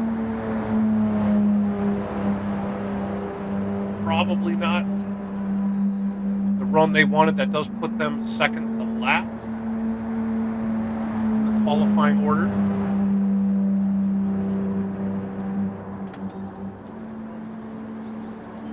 All right, let's check back in with our guys that are putting in one last effort. Fast Cougar, let's see if they come into the end of the second sector. Is about a half second behind Talon, 0.3 behind Racer 51, a whole second behind. So unless they put in a blazing third sector here, it doesn't look like any of these guys are going to increase their times. Racer 51, yep, goes to the pits. Calls it a qualifying session.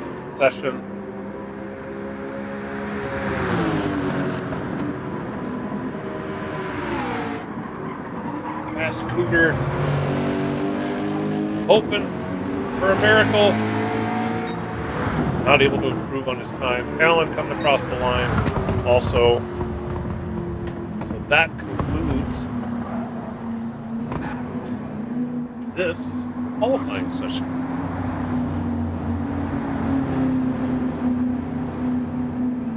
So Racer 51 with a 151.313, as I'd mentioned, puts them P2 overall in the qualifiers we have thus far.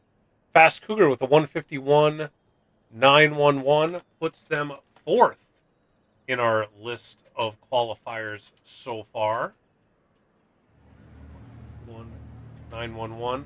And Talon with a 152.235 puts them 8th on our qualifying order.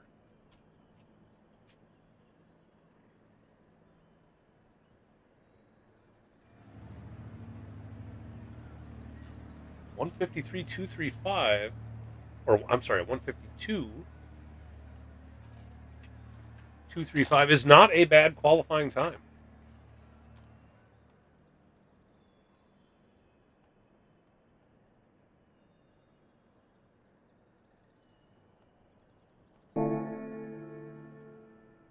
So let's tally this up. We've got 1, 2, 3, 4, 5, 6, 7, 8, 9, 10, 11, 12, 13, 14, 15, 16, 17, 18, 19 qualifiers so far. We still have another hour and a half, folks, before we hit the 10 o'clock deadline today. And that will simply conclude our first day of qualifying. We still have 4 more hours of qualifying tomorrow as well. We've got 19 drivers with times on the board. Jorge currently leading with a 1 minute 50.976, the only driver below a 151 at this point.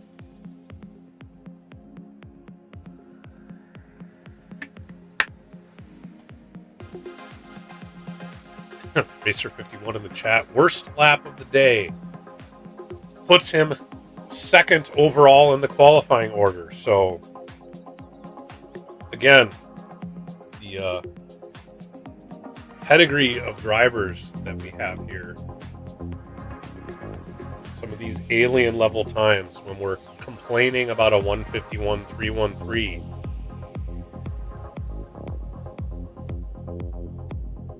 Those are the kind of problems we like to have.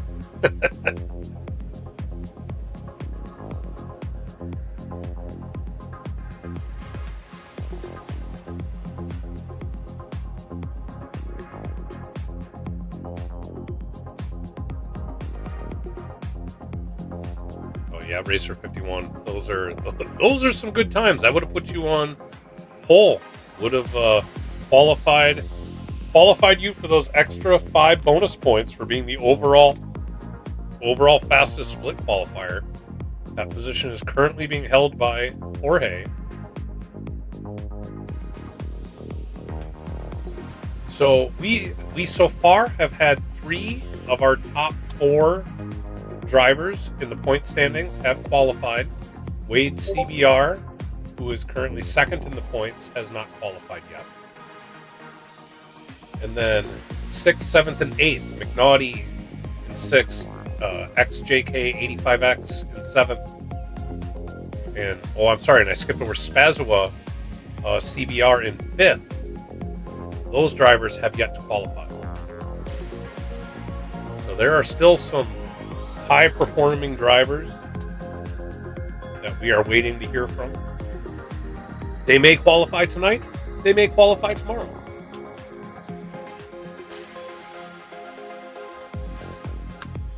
If they're like me, I normally wait till the last day to get the most amount of practice in.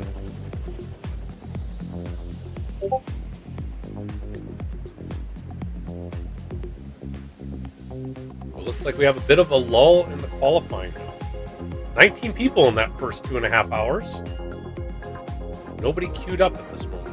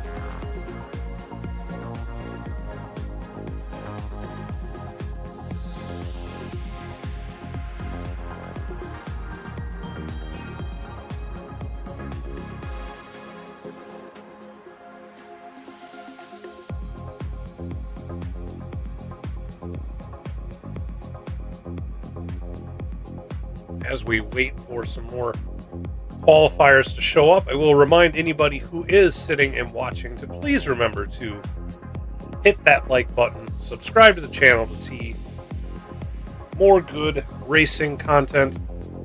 I do plenty of races myself, mostly in leagues and during the official Gran Turismo World Series stuff, along with some time trials and livery design. And then do commentating and broadcasting for the Gran Turismo PHG World Series. I did race in Season 1, took my shot at commentating, and have been bitten by that bug, so I plan on doing that for the foreseeable future for this particular league. But I am racing in other leagues.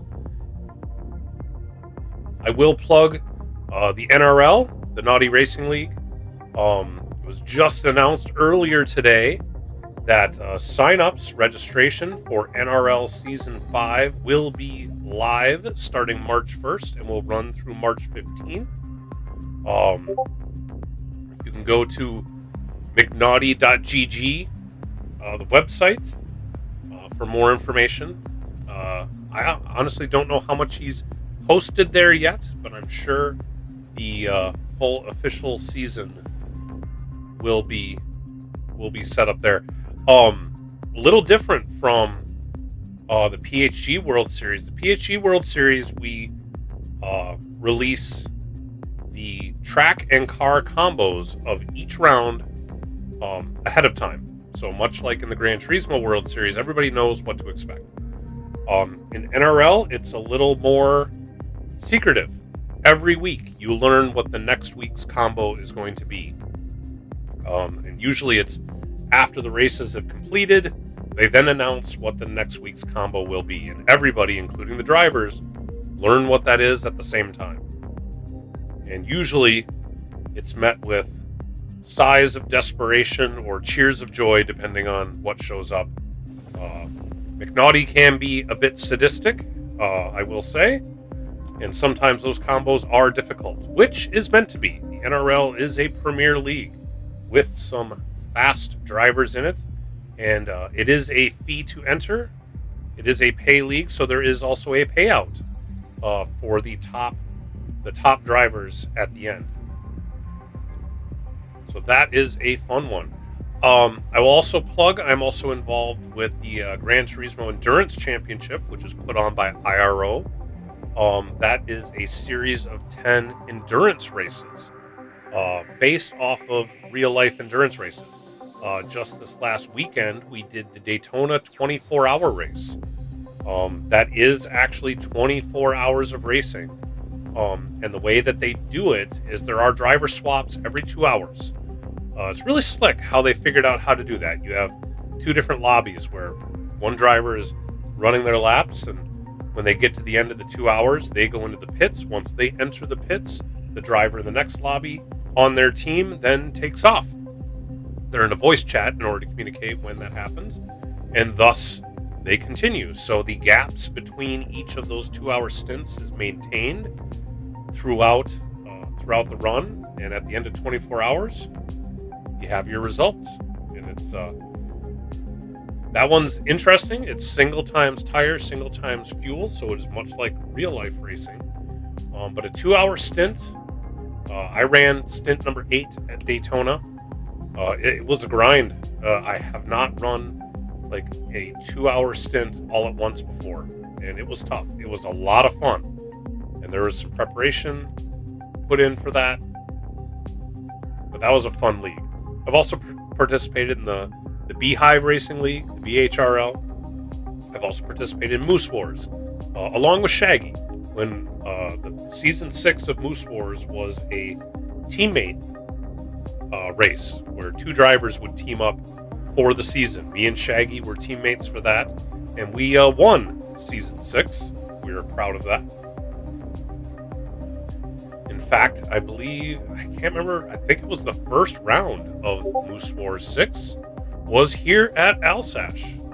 We were racing in the Toyotas. The way that it worked is that of your team, one of the team members chose the Group 3 of your manufacturer, and the other one chose Group 4 of your manufacturer. The manufacturers were assigned to you every week, so you did not have a choice. We ended up with Toyota for that week. I drove the Group 4 Toyota Supra to a class victory in that race, and Shaggy drove the Group 3 Toyota, I think it's the FT1, the VGT, and he had a decent run in that as well.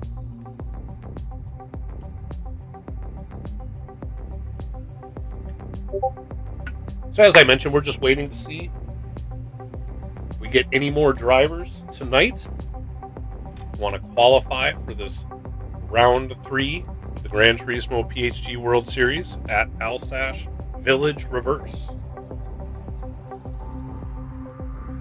Let's see if anybody joins in.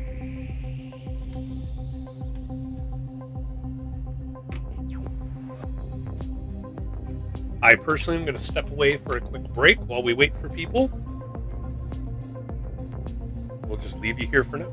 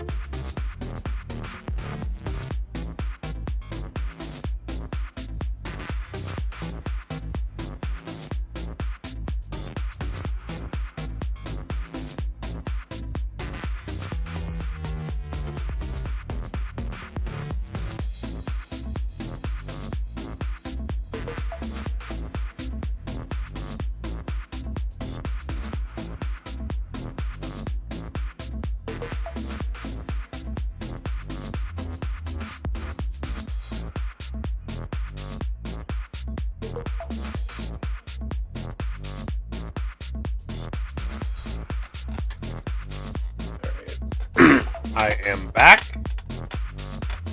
But we still have nobody queued up to qualify. So I'm going to take a couple hot laps just for funsies.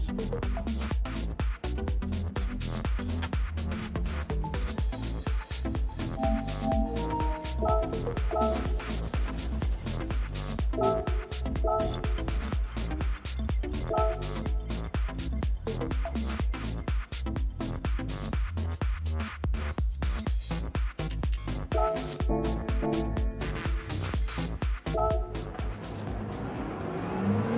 see what I can do here. I am not qualifying for this race. It's just for the sake of discovery.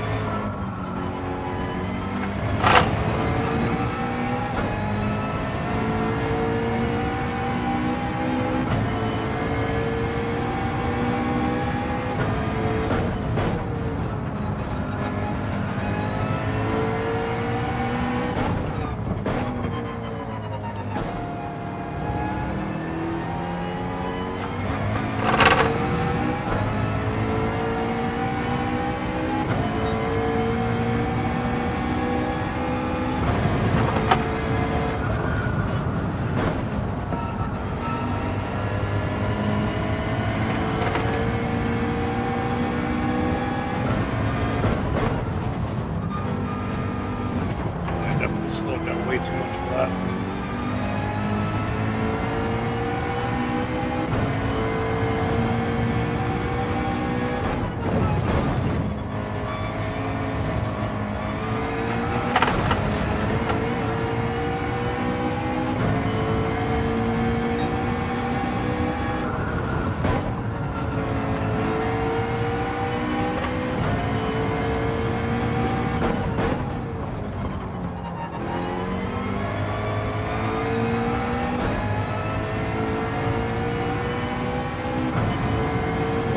Looks like we have had a driver join.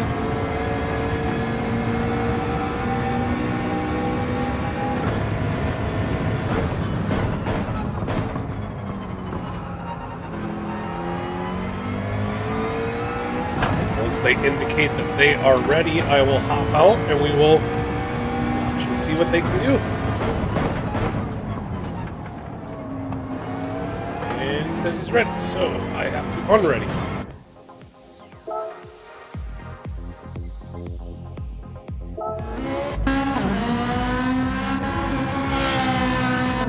Alright, so here we have Slowpoke Rod CBR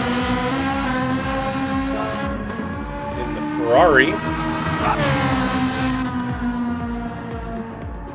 Let's see if I can find Slowpoke on the standings list.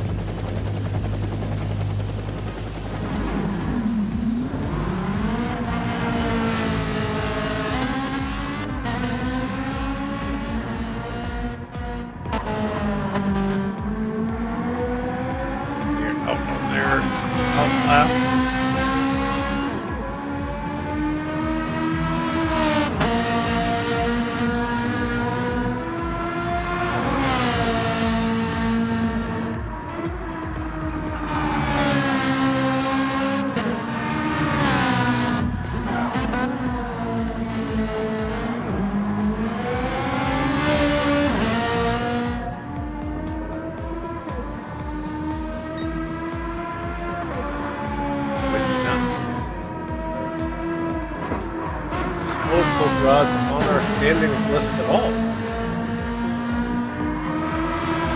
So they must have been a late registration. If they haven't been added to the list yet, would be my guess.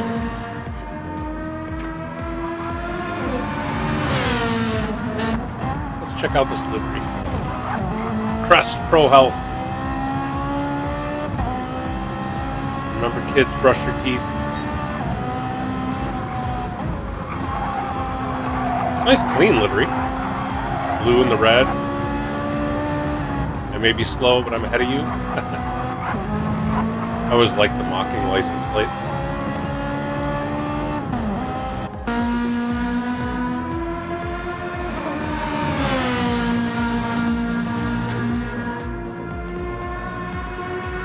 Slowpoke rods coming into the final corner, going to start their hot lap. Let's see they live up to their namesake, or if they are in fact fast. Right, head up the hill. And back down the other side. They carry as much speed into this right-hander as they can. Coming into the hairpin, slow it down. Hit that apex, get some speed coming out. Get to add a lot of speed heading into this big banky boy. Long left-hander. Try to keep as much speed as possible. Got a little tail happy there. Lost some speed. Did not spin out though.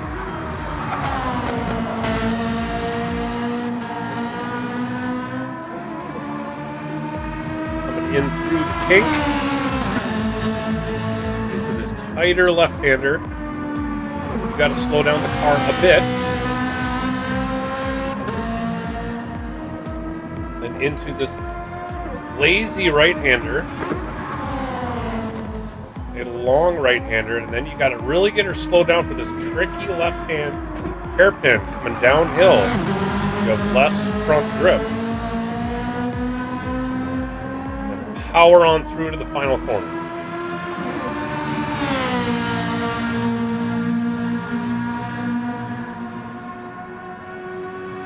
Braking zone, slow that thing down. Try to hit the apex, accelerate out to the start-finish line. Putting in a first lap time of a 1:52.945. Not a bad first lap attempt.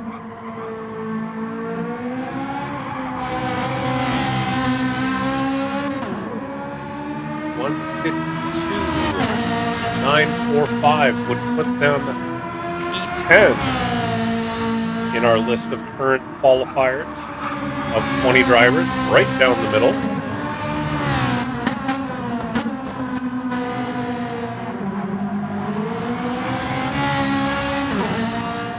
Let's see if they're pushing on this lap. Half a second back, is to be expected with the tire wear. Actually, Ferrari seems to be doing not too bad with the tire wear. I'm not sure if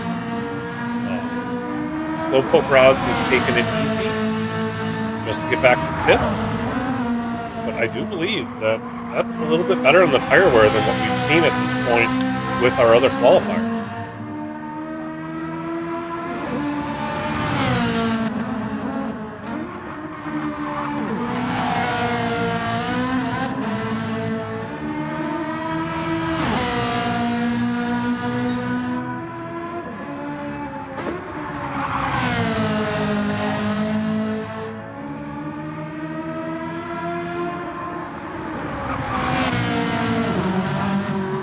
I'm sorry.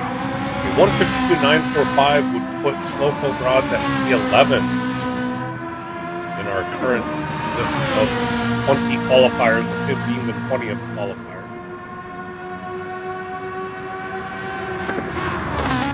See if they bring it into the pits, put some fresh tires on, or if they're just going to go for it. All right, going with just another hot lap. Where they're at the first time check. You know, if they go through fast enough, this could be another good fuel burn run. And then you can come in, get new tires, and have that fifth lap be your fastest lap, which actually would work out best. And being that they're solo qualifying, they were able to get out first. Actually, maybe the move when you've got 3, 4, 5 qualifiers in here and you need to spread out. The option of getting that fifth lap is not guaranteed. As a solo qualifier, as long as they don't spin out, they should be able to just push through, hit, and still get an out lap and another hot lap with the least amount of fuel and fresher tires than some of our other qualifiers. So, this may be a high IQ move by Slowpoke Rock.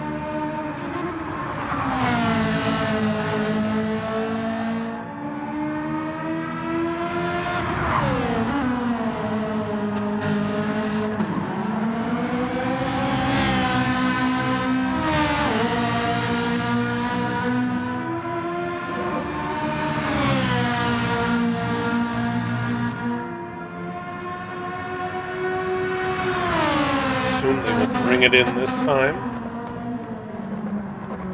Yep. Put on the fresh rubber. Lap times are just under 2 minutes. Let's also check and see what these pit times are. A change of tires without fuel. Pit time is only 8 seconds. This is a very fast pit stop. Track. Very fast. There are plenty of other tracks where a pit stop will take you, 20, 30 seconds, even if all you're doing is changing tires, or more. Now that was without filling up, but the refuel is fairly fast in this league. As we approach the first time check. Or no, they're still on the outlap.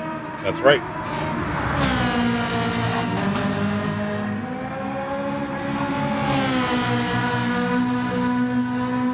Slowpoke Rod's getting his crest Ferrari flying around this track. I'm anxious to see how this time turns out, seeing how they're using a little bit different qualifying strategy than what we've seen from everybody else. Because this is the advantage to qualifying later in the night when you're the only one in the lobby. You got the track to yourself. You don't have to worry about waiting or being slowed down by anybody else. Still has 35 seconds to get across the start-finish line. That should be more than enough time. And then with a 2-minute runoff, plenty of time to get that last hot lap in.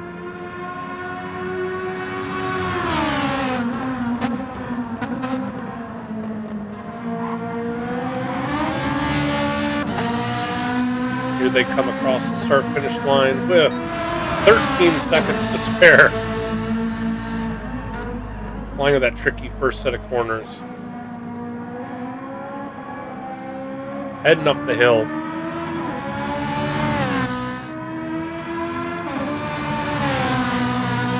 I'm going to head down the other side. Carry as much speed as they can through the right-hander.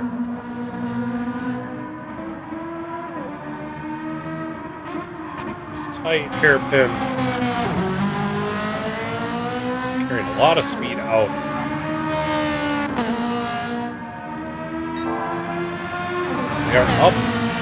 They are up, but only by 0.060. Not a huge improvement. Let's see if they can make up more time in Sector 2.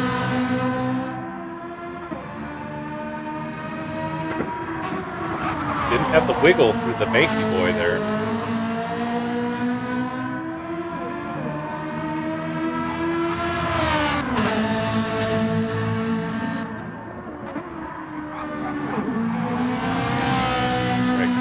Second sector time check. It's still up by 0.066.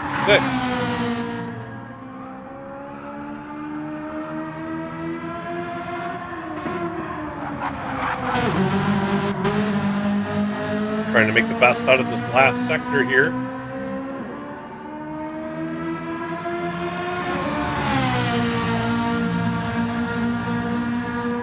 Down the hill into this last corner, slow the car down, try to get that apex onto the straightaway to the start-finish line.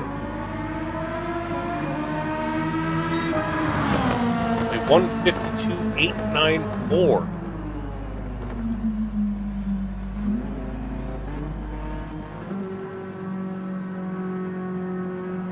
There's a slight improvement over their previous time, but not enough to change their position in the standings.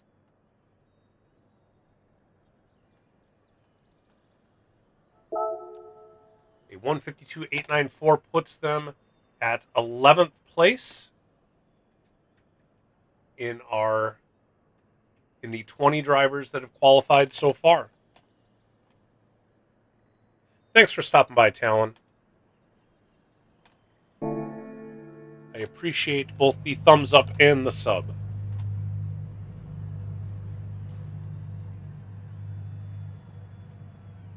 We have a little less than an hour left in this qualifying session. Day one of qualifying. Two days of qualifying to be had, 4 hours each. Drivers get 10 minutes to put in one qualifying effort for the round.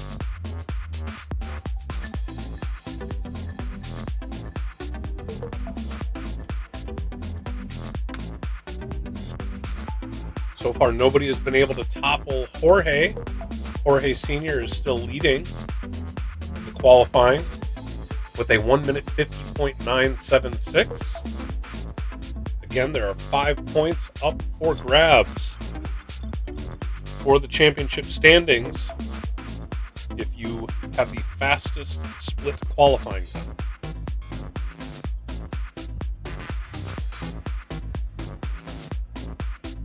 We do still have some other drivers that are tops in the standings yet to qualify.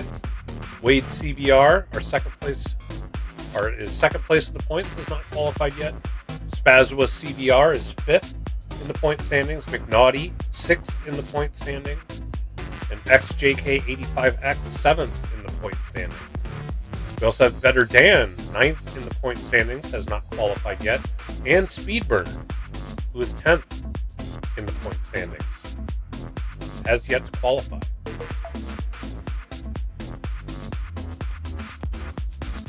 So actually, we've only had 4 of our top 10 drivers have qualified so far today.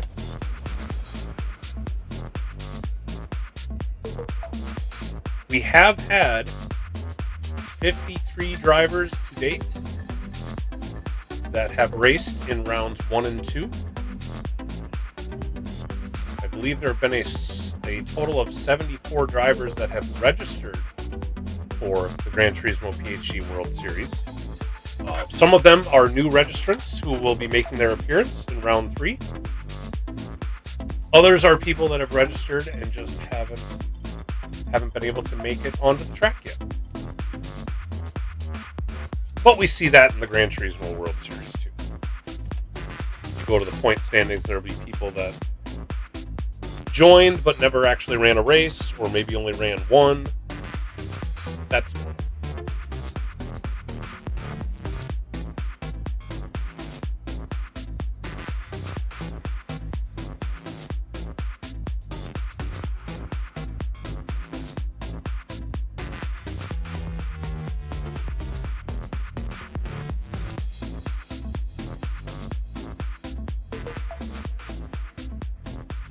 At this point, we'll wait to see if anybody else comes in. Had a qualifying lap for today. There's a little less than an hour left in this qualifying session.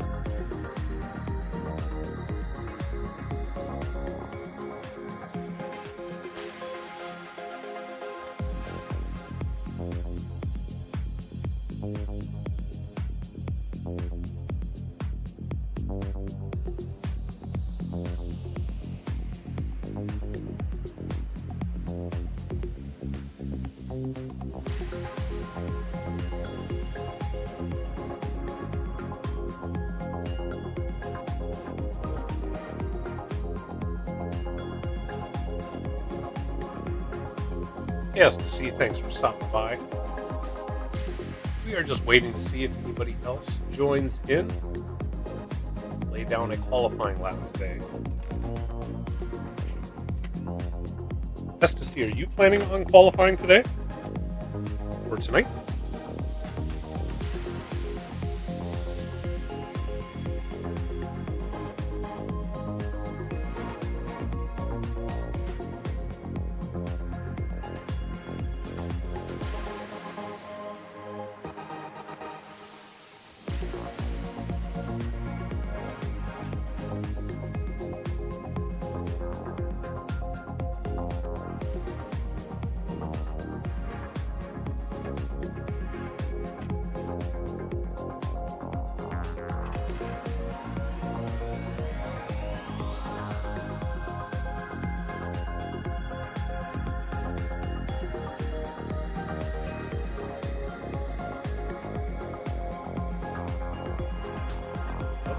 We have Plankton has joined to put in a qualifying effort.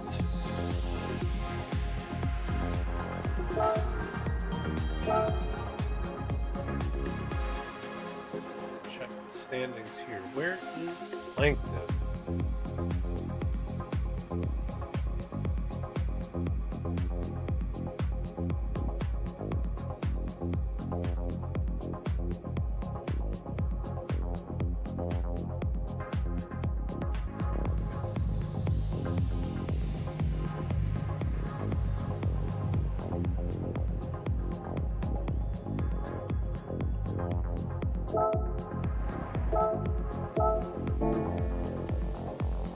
Qualifying about to start.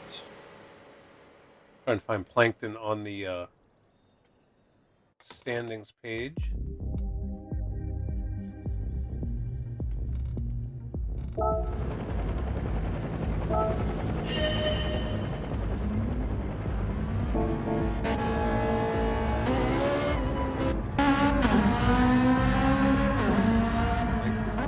Ferrari.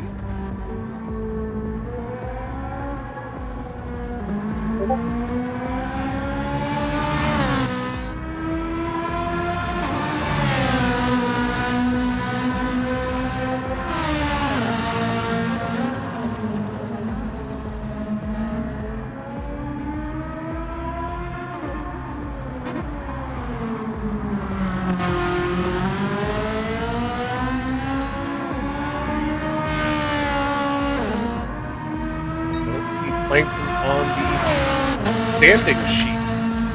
So, this might be another first-time participant this season. A beautiful Rockstar livery. Light blue.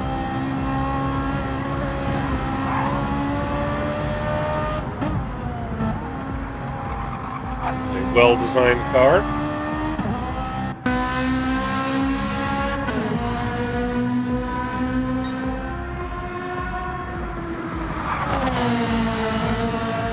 Well, Ecstasy, 10-15 minutes. Yes, that would work. The qualifying lobby will be open for another 45-50 minutes. You have plenty of time to put in a qualifying effort.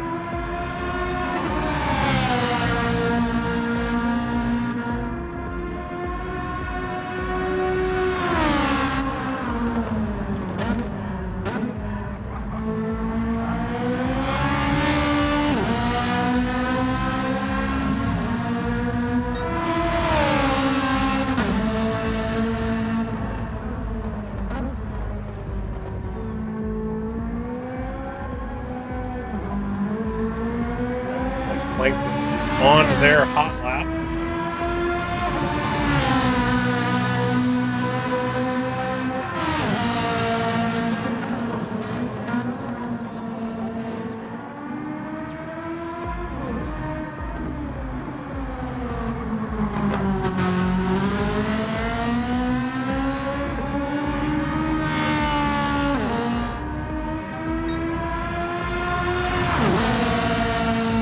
big banky boys. See what kind of speed they're able to hold on to throughout. Looks like they dipped down to 107. It looked like it was about the lowest they had dipped, but kept it well above that through most of the corner.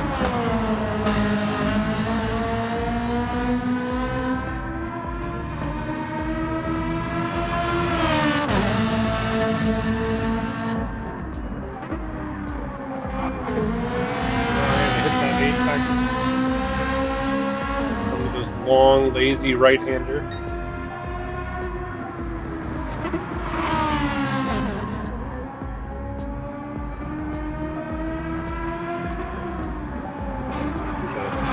Tricky downhill hairpin.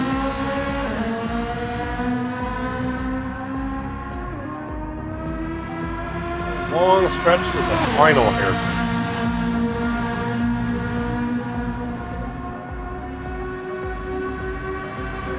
We'll see what this first hot lap they're able to achieve. Coming to the start-finish line was putting down a 1:53.571 as their first hot lap. 1:53.571 would be 15th out of 21 qualifying drivers. Now let's see if Plankton does the same thing that Slowpoke Rods did and goes for 2 hot laps here, being the only car out there can make 2 hot laps, hit, and then 1 final hot lap with fresher tires. Although Plankton is 4/10 up on the second hot lap. Must have had an issue in that first one that either we missed or just, well, obviously we missed it. The net code there.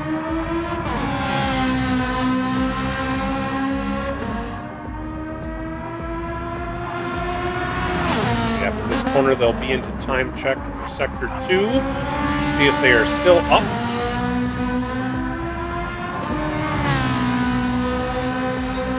Oh, now they are down almost a half a second. Man, they went from being 4/10 up to 456 hundredths or thousandths down.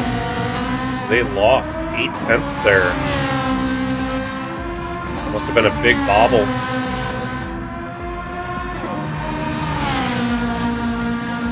But either way, they're going to come in for tires at the end of this lap anyway. Unless, again, they're going to stay out do one more. It looks like they are.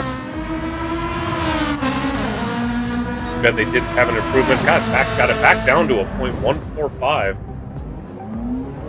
Oh, it does resets to the pits. That resets their fuel, so they will not get the low fuel run, which is usually a good way to increase your lap time. If you run a hot lap with like half a tank or less of fuel, they opted not to do that.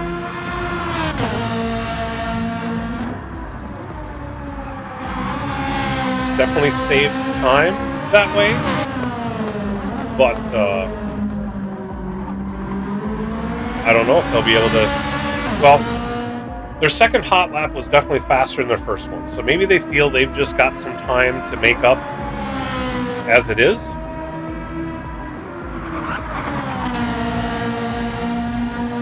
Shall see how the strategy plays out.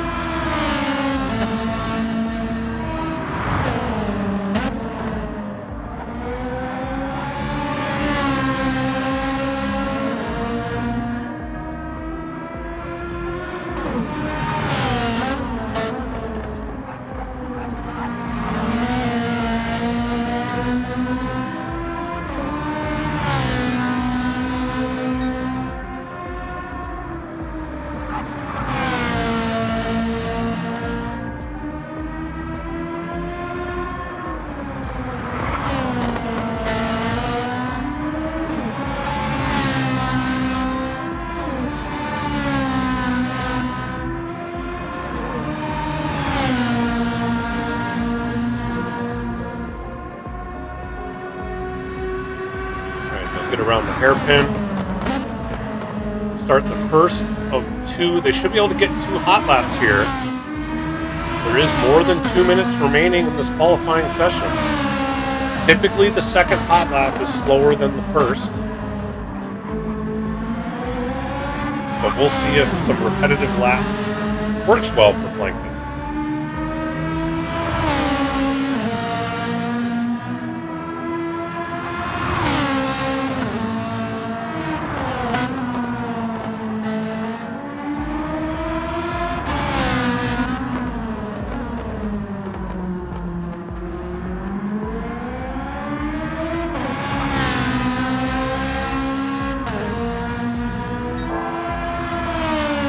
Second up, definitely having a better run this time through. They can keep that speed through the big banky boy. I did see 106 for a split second, but maintains good speed there.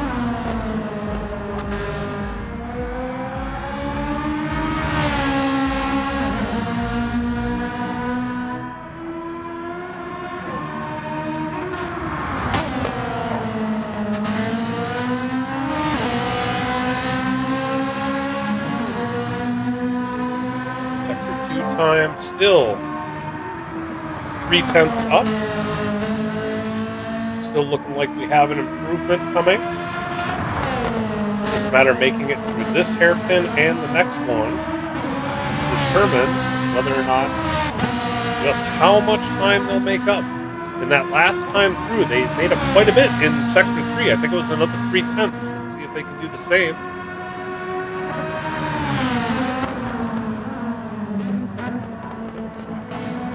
Coming around the final corner, trying to beat a 153.571. They come across with a 153.082, knocked almost half a second off. And they still have time to run one more lap. Let's see if they can improve on that. Nope, they're going to run with that. A 153.082. That is going to put them 13th on the grid in our 21 qualifiers. Plankton saying that's all he's got. .082.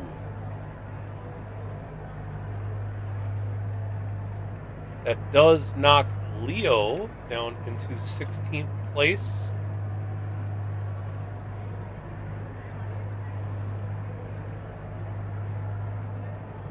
And it looks like it puts Papa in at 14th place.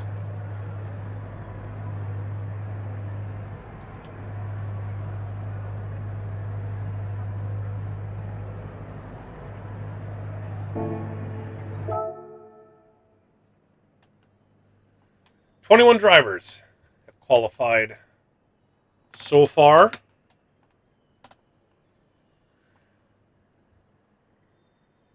The qualifying time range currently has Jorge sitting as our number one qualifier with a 1 minute 50.976. And the slowest time we have on the board so far is a 1 minute 54.503. That is our 21st place qualifier. Sounds like S2C will be jumping in here in just a few minutes.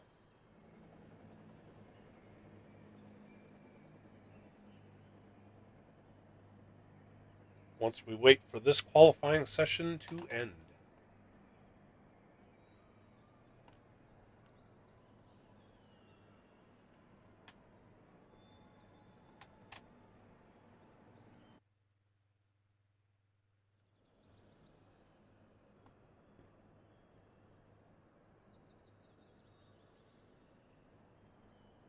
All right, Shaggy has restarted the lobby.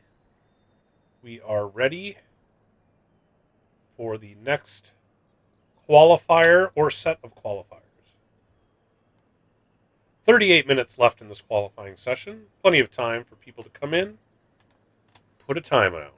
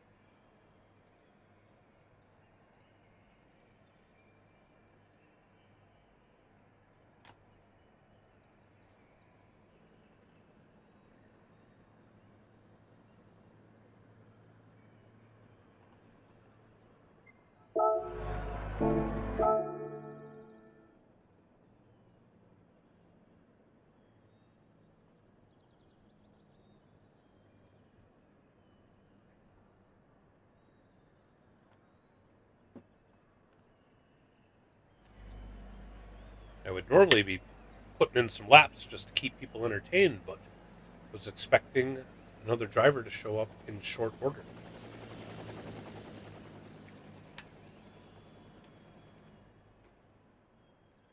The lobby is open for business.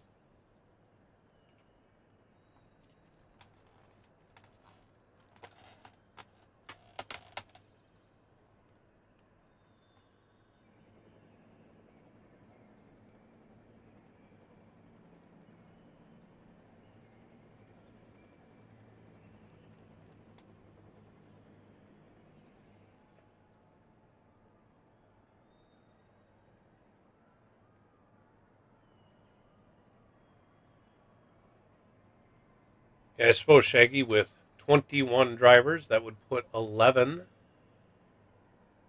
into top split. Currently, the 11th place driver has a 52.894. The 12th place driver has a 153.005. So anything under a 153 is currently in top split.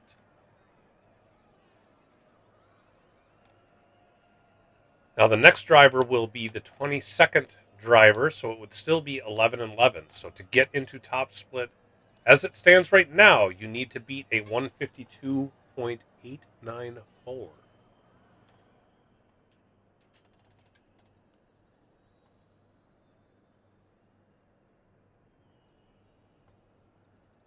But I anticipate there are a lot of drivers left to qualify, so that time for top split will likely go down.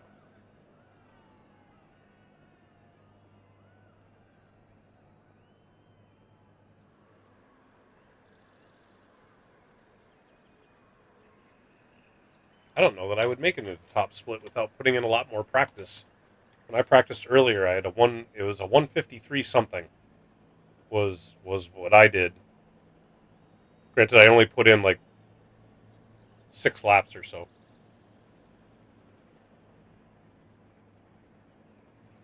Yeah, I anticipate we should have quite a few drivers tomorrow. I know there's a lot of people that wait till the last day, like I normally would.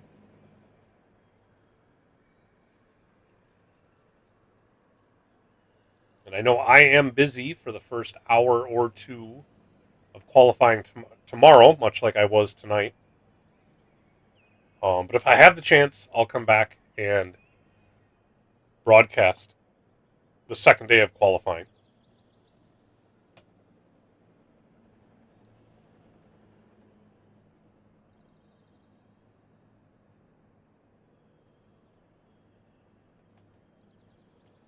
I don't know why the music stopped. It's just silent. Now, Ecstasy said that they were going to come in and put down a qualifying time, but I have not seen them show up yet. They might still be trying to get a good time in before showing up to the race.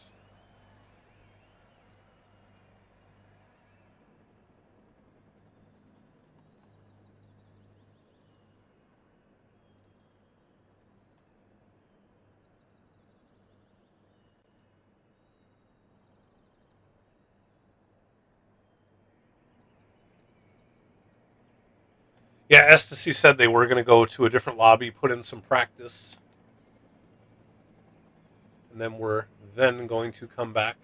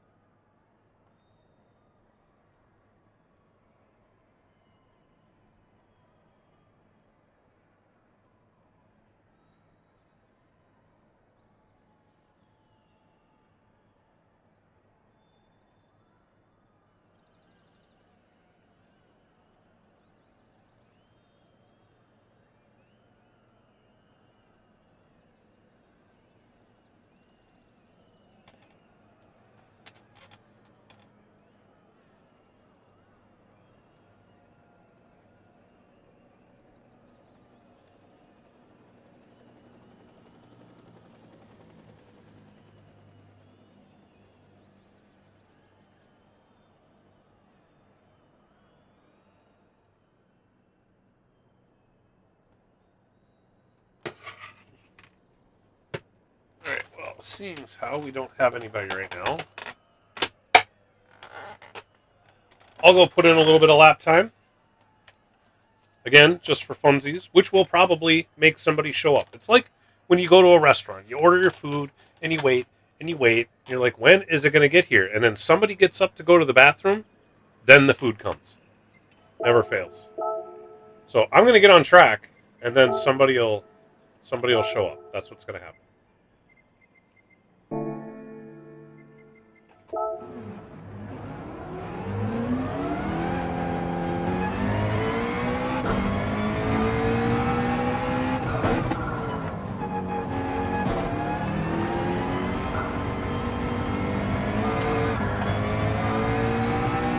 So easy to lose the rear end coming out of that corner.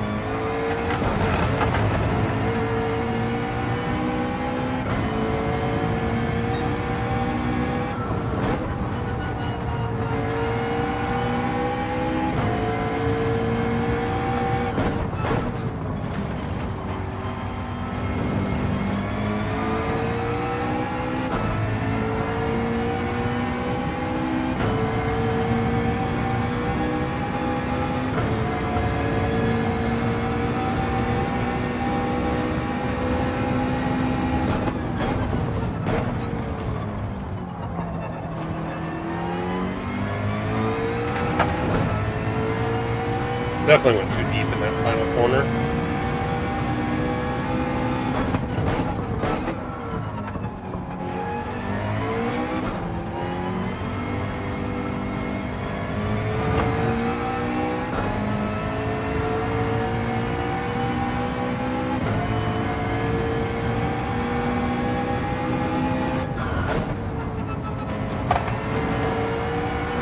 Oh, tried to push it too hard.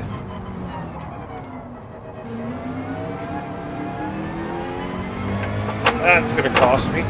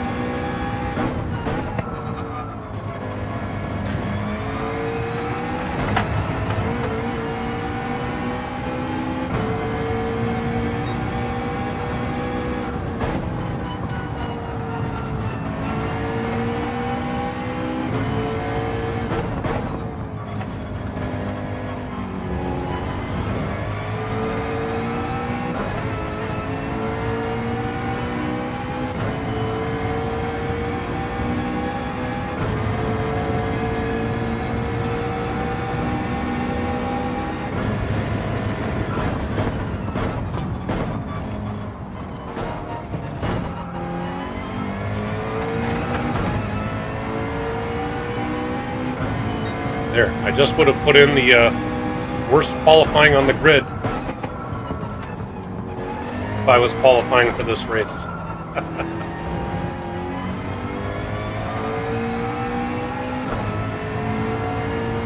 Let's see if I can do better.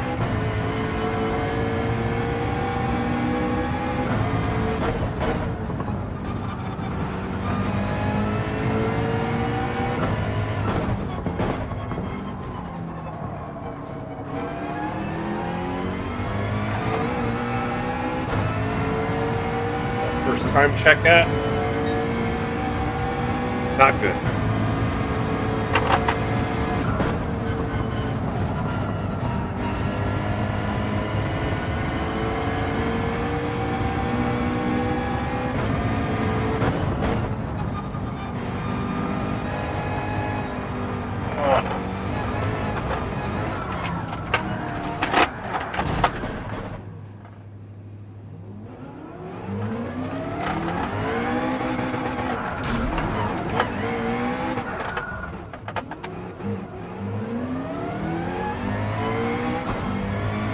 That did not go at all as planned.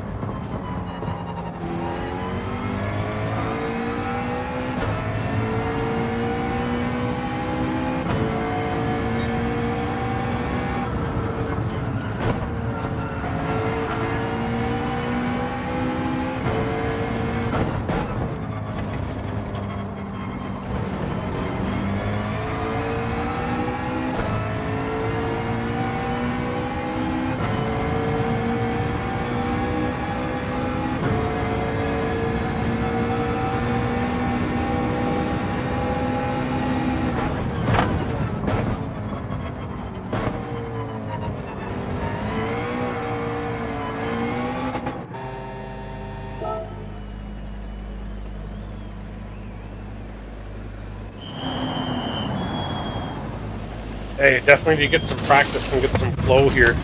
I just went into this cold and put down a horrific lap.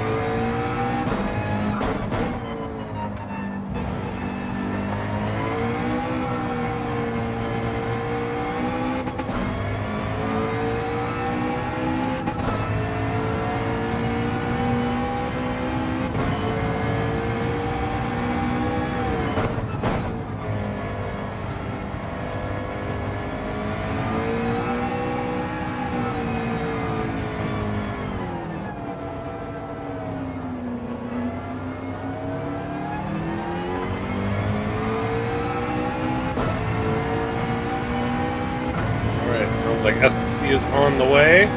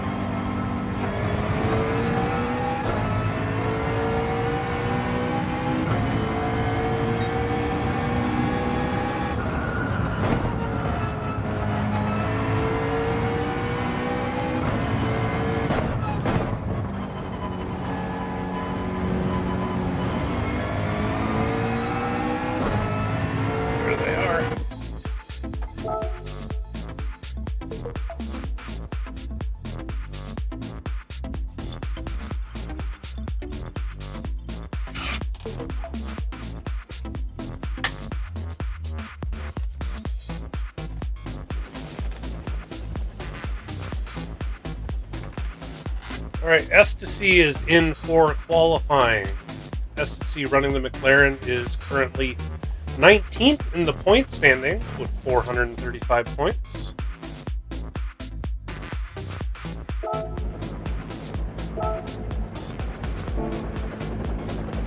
Definitely in the top half of our point standing.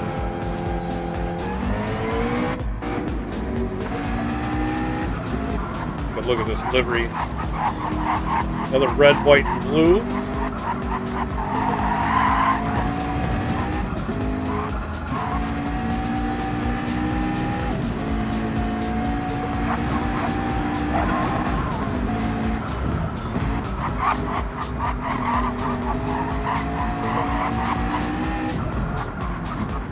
Very nice, very racy looking livery on it. Kind of livery you would see on an actual race car.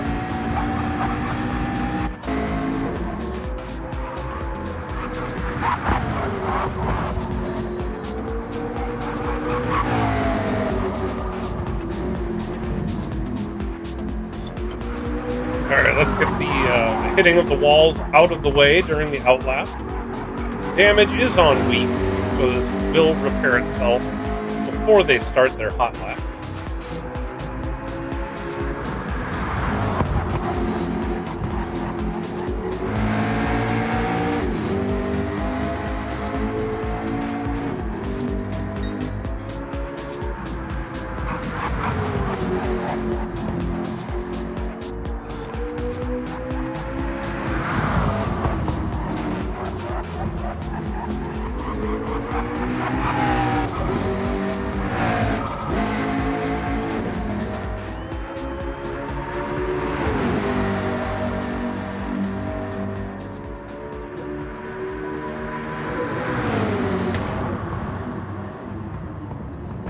Coming out of the final hairpin, start that hot lap. Got the tires on the grass there for a second. Shouldn't hurt too much.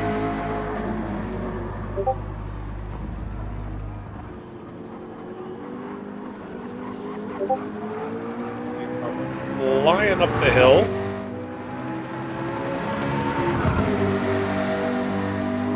Back down the other side, see how much speed they can carry through here. May have bobbled it a bit. Coming through that corner, you want to try to keep it around 100. Looks like they had gotten all the way down to 90.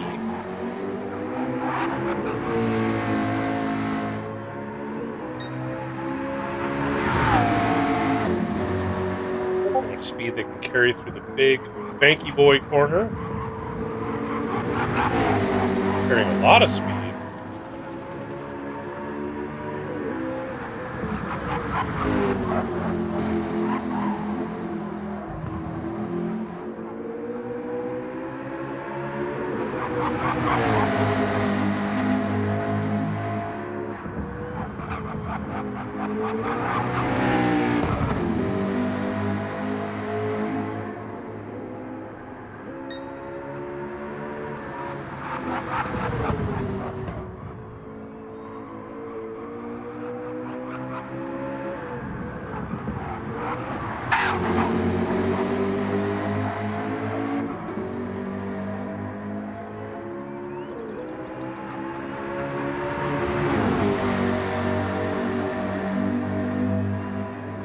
Down to the final hairpin.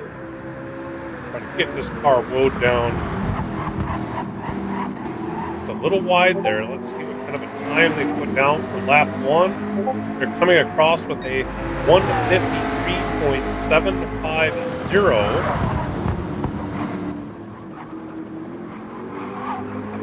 That would be just 1/100th of a second behind Leo. Has them currently sitting 17th in our qualifying standings out of what would be 22 drivers. Let's see if they can improve on that.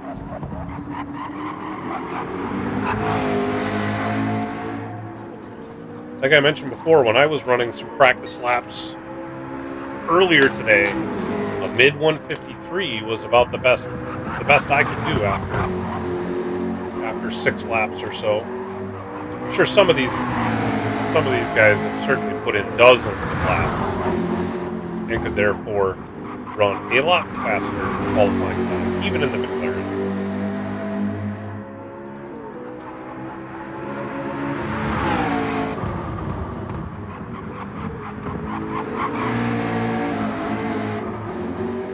Dipped over into the grass there a little bit. 2/10 down after the second sector. Let's see if S2C takes the strategy of hitting, getting new tires, and taking 2 hot laps after, or if they're going to run a second hot lap now, and then pit, and then run one final hot lap with the freshest tires and the minimal amount of fuel.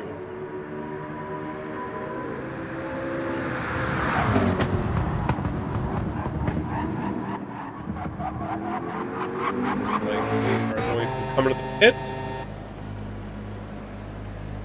Put on some fresh rubber. Head back out.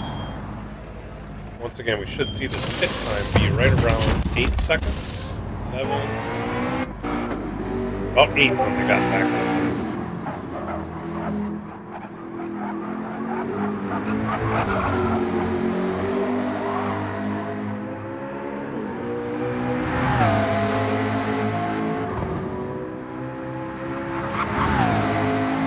It looks like the car already has a third of a tank of fuel gone.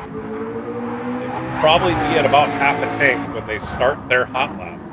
Whoa, that must have been some net code. There was no damage.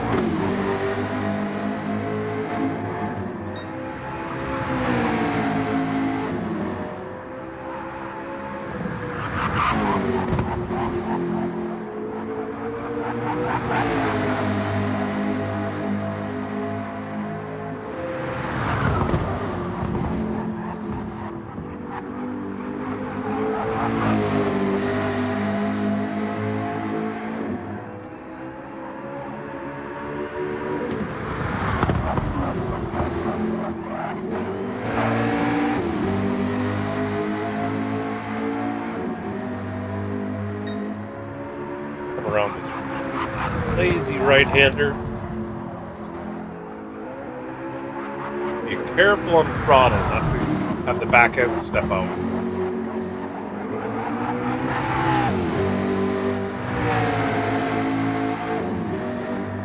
A long section before we get to the final turn.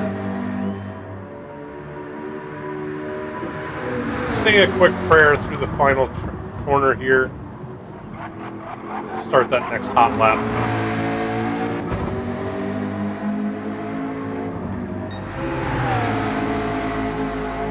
I'm going to try to be fast, but keep it as clean as they can. Really trying to get their fastest qualifying time right here on this lap.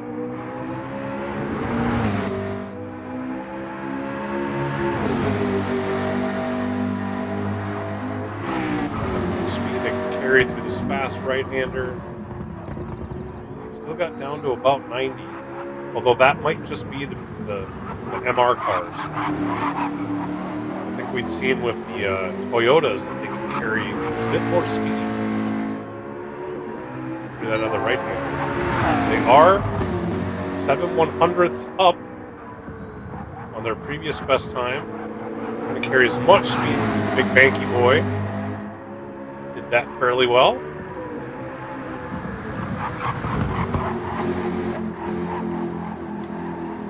That deceptively tight right-hander down through the kink. A tighter left-hander with plenty of room to spread out. Slid the tires on the exit. May have slowed them down just a little bit. They are 6/10 up though. This is a heater. Significantly faster than their previous effort. Oh, but they went off. Went off the track. That is going to ruin that qualifying run. Let's see what happened here. Coming into this lazy right-hander. Coming around. Oh, the back end just twitched. It twitched just a little bit. And the correction sent them off into the wall. Alright, well they do have time for one more hot lap. There is still a chance to improve on this time. They were over 6/10 up at the time of that incident. They could very well post a faster time still. SSC going to try to push this as hard as they can.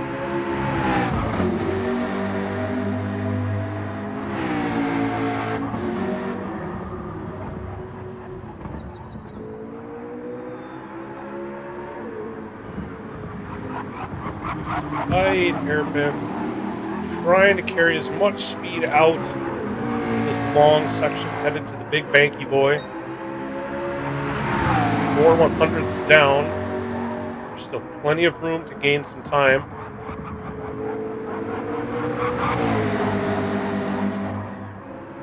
Ooh, really pushing it to the limit. Pushing that car all the way to the edge coming out of there.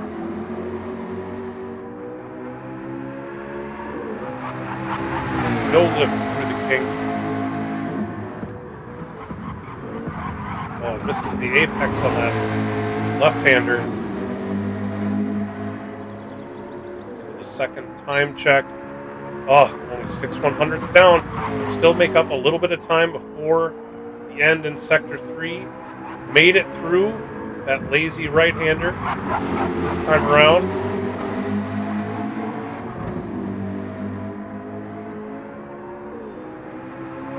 Giving the car all she's got heading into the last corner.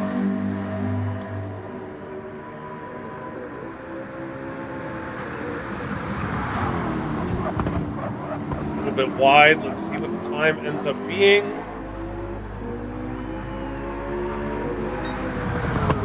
A 1:53.230. That is a half-second improvement. So they made up a lot of time in that final sector over their 1:53.750 that they had. Or, oh, did it not count? Was there a penalty? Something made that not last lap count. So the 1:53.750 is the time that they've logged. That puts them 17th, right behind Leo in our qualifying grid.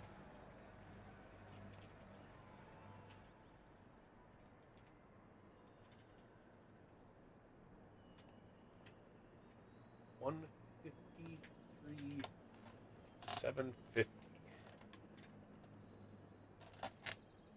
Oh, that must be disappointing. They definitely had faster times going. Had a bobble on that one that sent them into the wall. Not sure what happened at the end of the last one. They must have either had a penalty or something that disqualified the lap.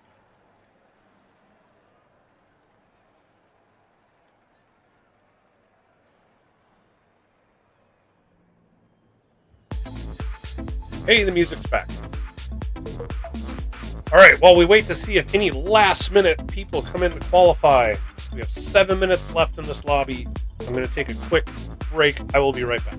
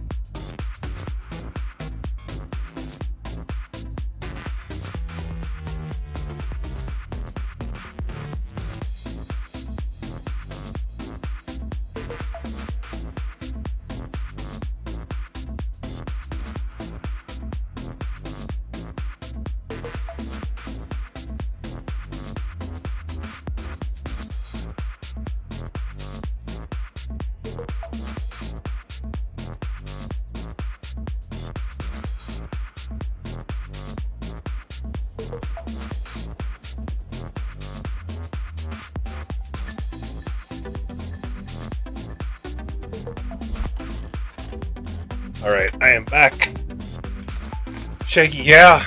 Oh, definitely had anywhere from, had 6/10 down before having that little rear end twitch that sent them into the wall. They definitely had a better time in them. So, although they qualified 17th, we'll see what split that puts them in. They're definitely going to be one to watch in whatever split they get into, because they certainly had, SSC certainly had more pace than the time that they put down there.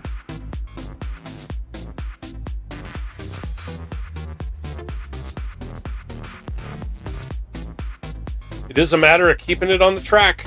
You try to push it as hard as you can, but you cross over that line and then you lose the speed that you had going. And that certainly happened there.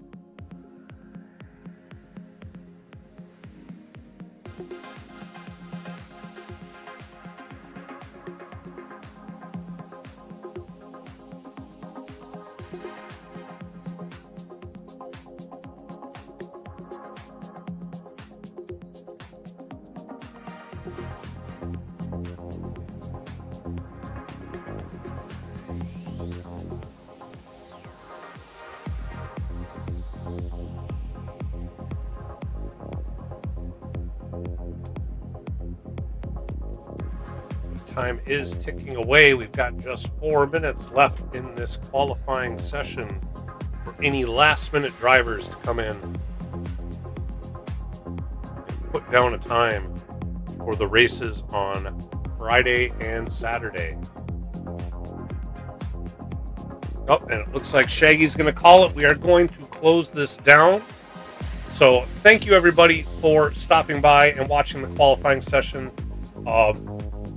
We do currently have Jorge sitting in first place in this qualifying session with a 150.976. Racer 51 in second with a 151.313. Rick Shear in third with a 151.866. And Fast Cougar in fourth with a 151.911. And then Jersey rounding out our top five with a 152.119. Those are our top five qualifiers on the first day of split qualifying. We'll be back again tomorrow from 6 to 10 p.m. Central Time for more split qualifying that will determine what split drivers will run in on either Friday or Saturday. I do plan to live stream some of the qualifying that happens tomorrow. I will not be online at right away at 6 p.m., but do plan on doing it a little later, unless one of the other of our production staff decides to do it instead. Check into Papa's Discord to find out. We will post a link if we do have a live qualifying lobby up. Until then, I say everybody have a great night, and we will see you again next time. Thanks for watching. Bye-bye.